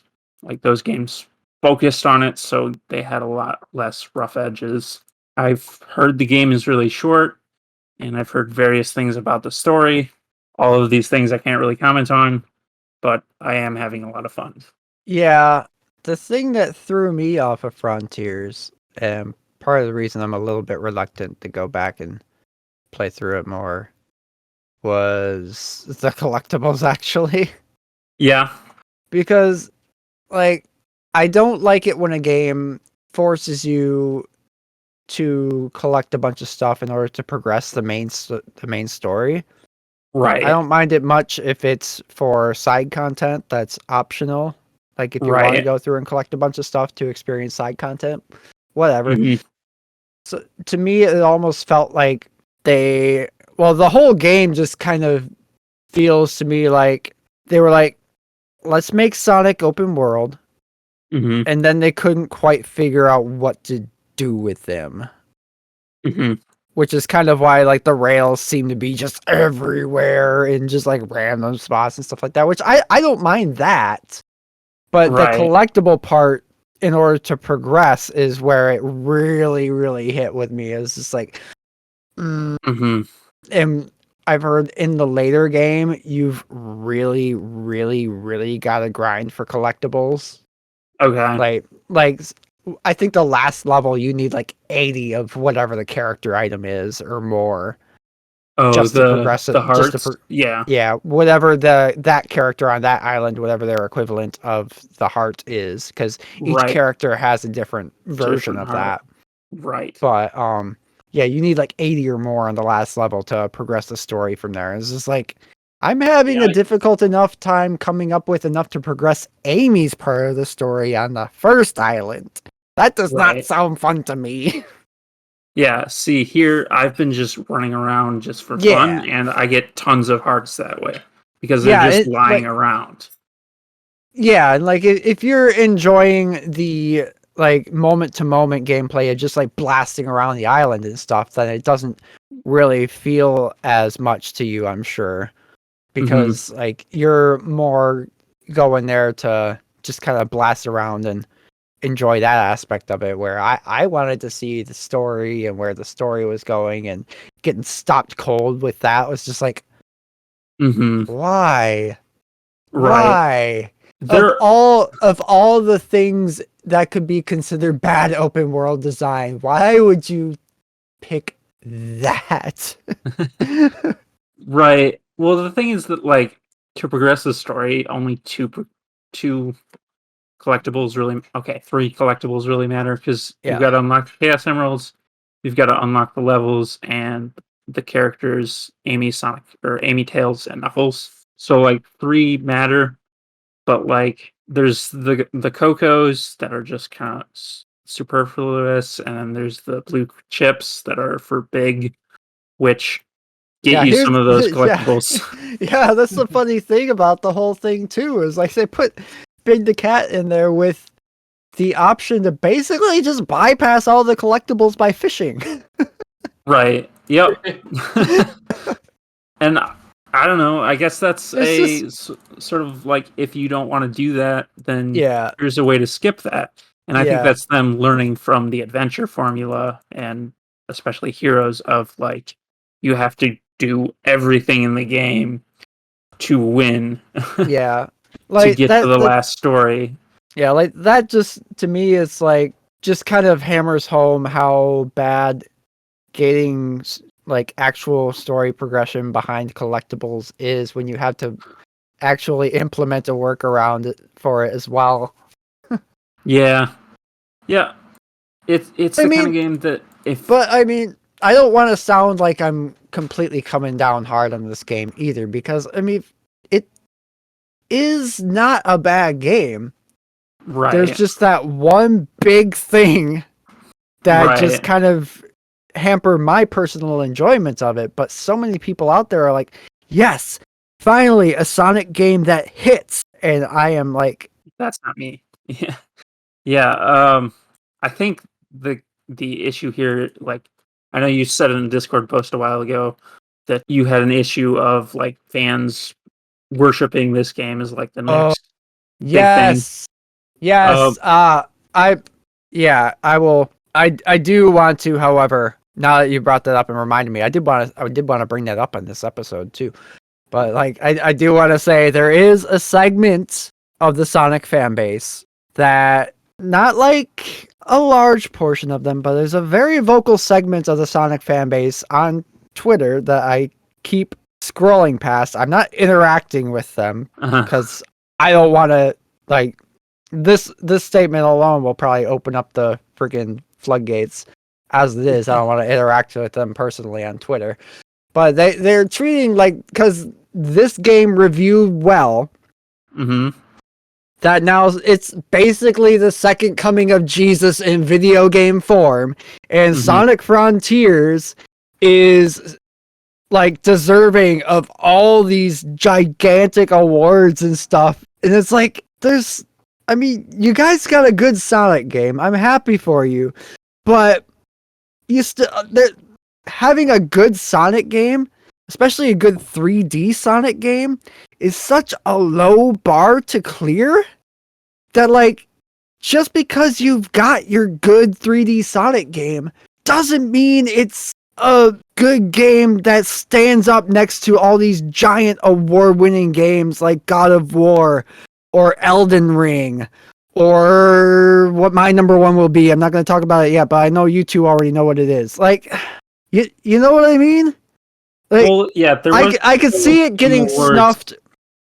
There's that whole Game Awards thing with Genshin Impact that and that was where I really started to notice how like crazy it was getting with this segment of the fan base. It's like Sonic Frontiers deserves this. It's like I'm happy you guys got your game, but like until the narrative goes from this is pretty good for a Sonic game to this is a really good game, you still have a ways to go before you're hitting with the big leagues, guys.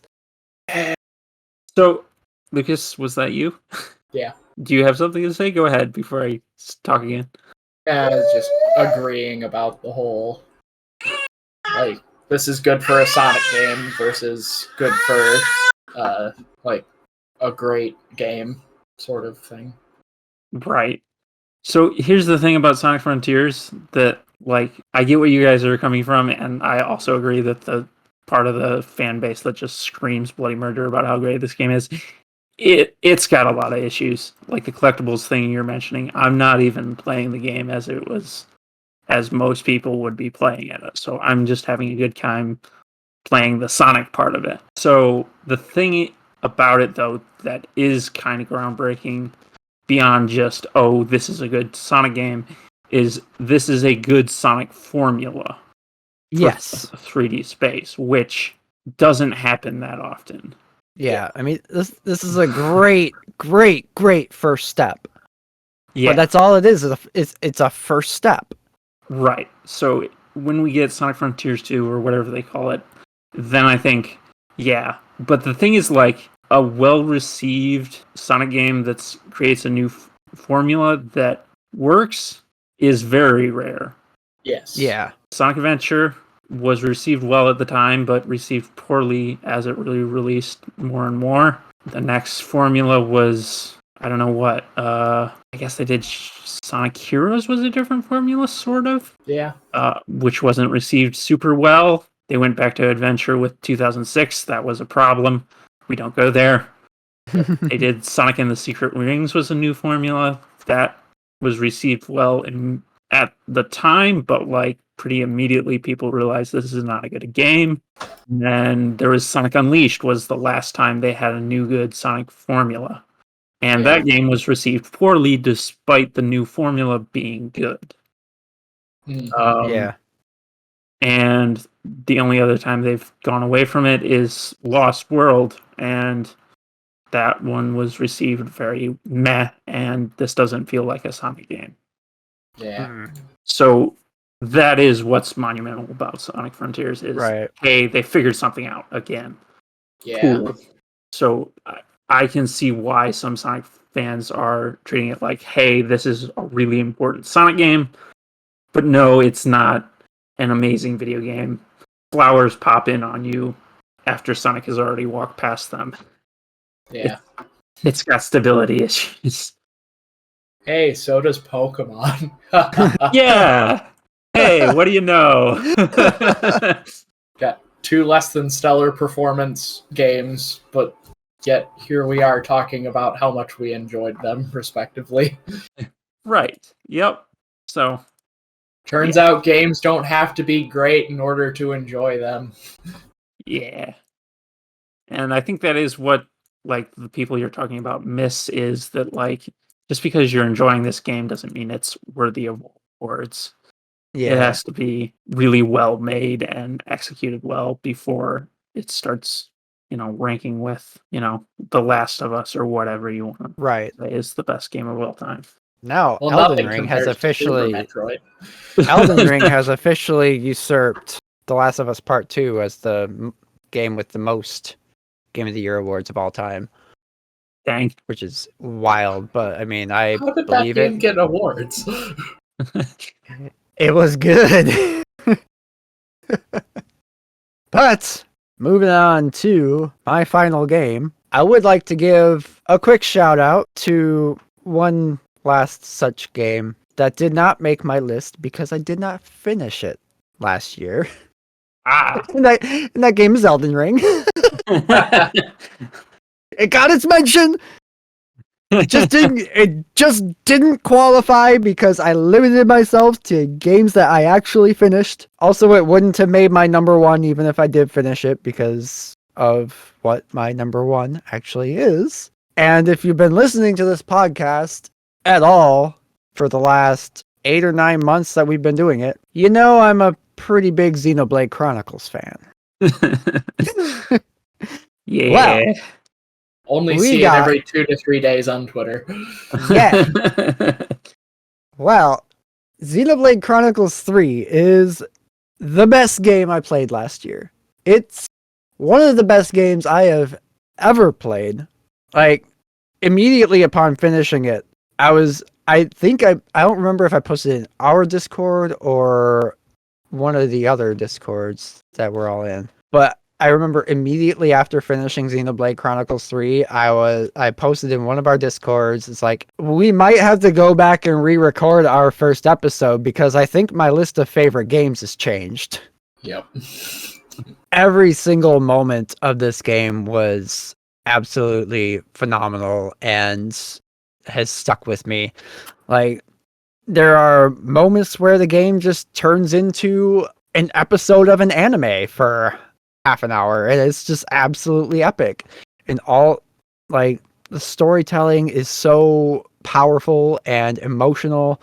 There's side content in the game that is just as well thought out and developed as the main storyline and encourages you to participate in it. Also, like this game, I spent 115 hours in it last year before I finally beat it. For reference, like the most time I had spent in any game besides this last year was about 30 to 40 hours.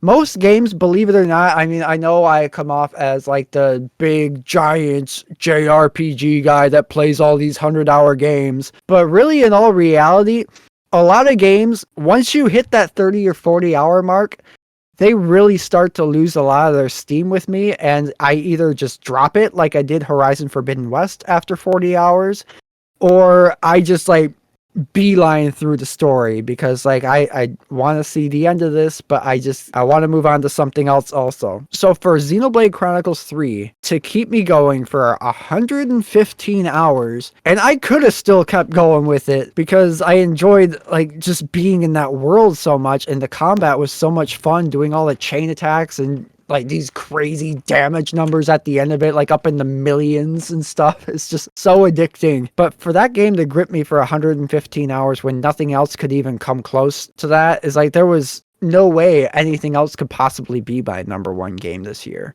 And for reference of that 115 hours, when all the big gaming platforms did their years in review type things where they send out and you can see like all the games, a breakdown of all the games you played and how much time you played them and all that. My review for my PlayStation 5 was so this is for all games that I played on PlayStation 5 last year, was about 208 hours across every single PlayStation 5 game I played last year. Xenoblade Chronicles 3 alone accounted for over half of the total time I played PlayStation games last year. Wow.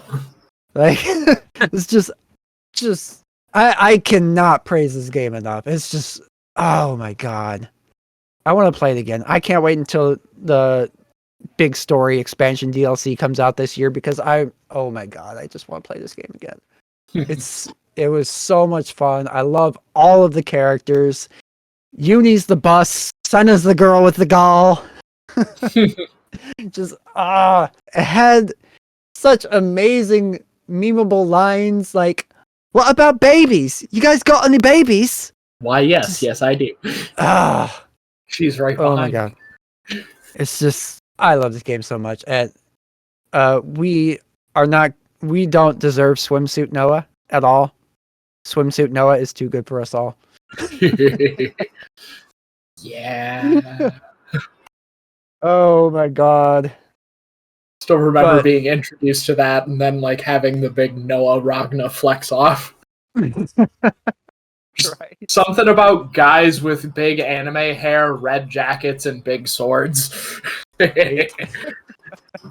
Yeah. But Xenoblade, like, I played through all of the mainline Xenoblade Chronicles games this year because I played through 1 and 2 and Torna leading up to Xenoblade 3.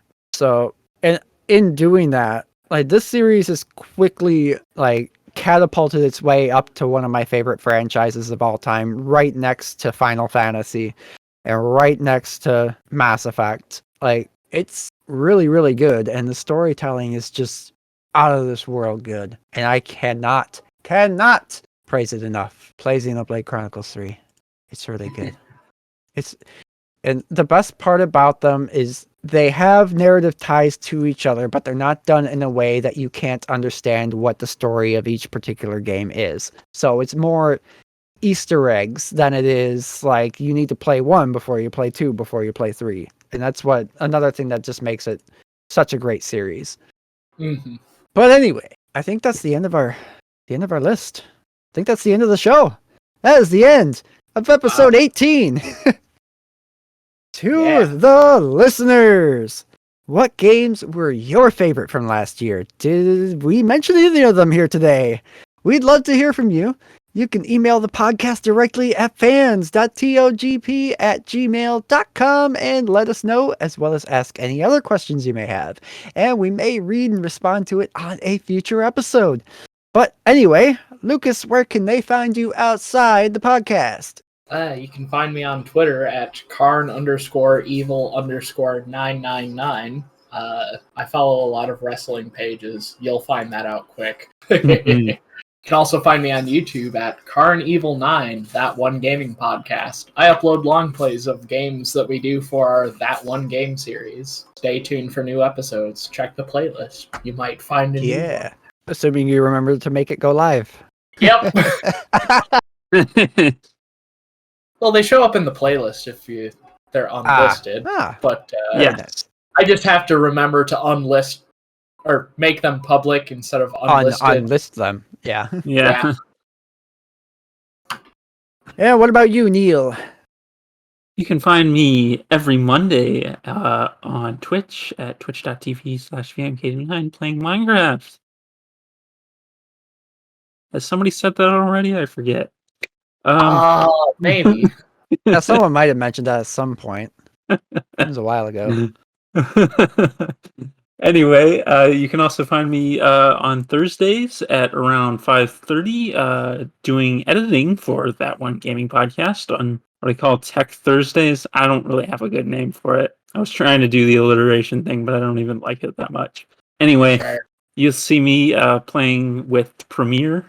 Not really playing, but using Premiere. And you can just catch bits of old episodes that way and maybe find one that you want to go back and listen to and maybe jump ahead to wherever you are watching the podcast. But also check out how exactly I do those videos for the YouTube channel, which I would like to get done more often. This is kind of just a dedicated way to get myself to edit things every week. But also, you can find me on YouTube at youtube.com/@bmk9.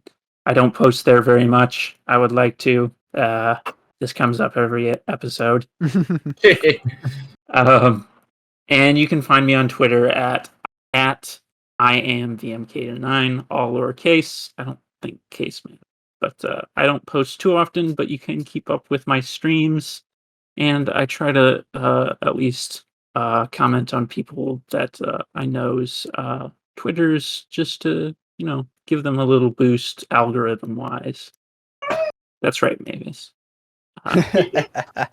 And as for myself, if you are watching / listening to this on YouTube, you're already in the right place. That is youtube.com/DeliciousMorsels.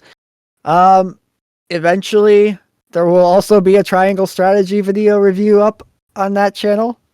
I just gotta get around to finishing the script, and once the script is finished, editing the video is an easy task compared to actually writing it. Yep. Also, I occasionally, and I should probably get some more up there, I post video versions of some of the songs I record for that one game episodes that you can check out and have links to them when they arrive on Spotify and all that. Hopefully soon the Final Fantasy songs will be there. Yeah. Yeah. The Dark World video will be out soon. I'm almost done with it. Yeah. Cool. I like it. Cool. All right. And you can also find me on Twitter at DeliciousMorsel. There's only one morsel on Twitter because Elon still hasn't given me an extra character on the character limits. Did you ask him? No. Well, you gotta ask him before he can know there's I a problem. suppose. Yeah, that's true. Yeah, he'll probably ban you like everyone else. Oh no. Like, how dare you talk to him? How dare you ask me a question of how I can Twitter, he improve my doesn't site? care as much. Yeah. It's when you go to other sites. But as always, if you liked what you heard here today, please be sure to hit the subscribe button where that's an option. Leave us a review on Apple Podcasts, hopefully a good one, because I hear they like that stuff. Hit the like button if that's a thing, and feel free to share this episode with a friend. We're going to be back in a couple weeks with another episode, but until then, have a wonderful rest of your day. Thank you for listening, and remember... Stay for the cows. Stay for the bears.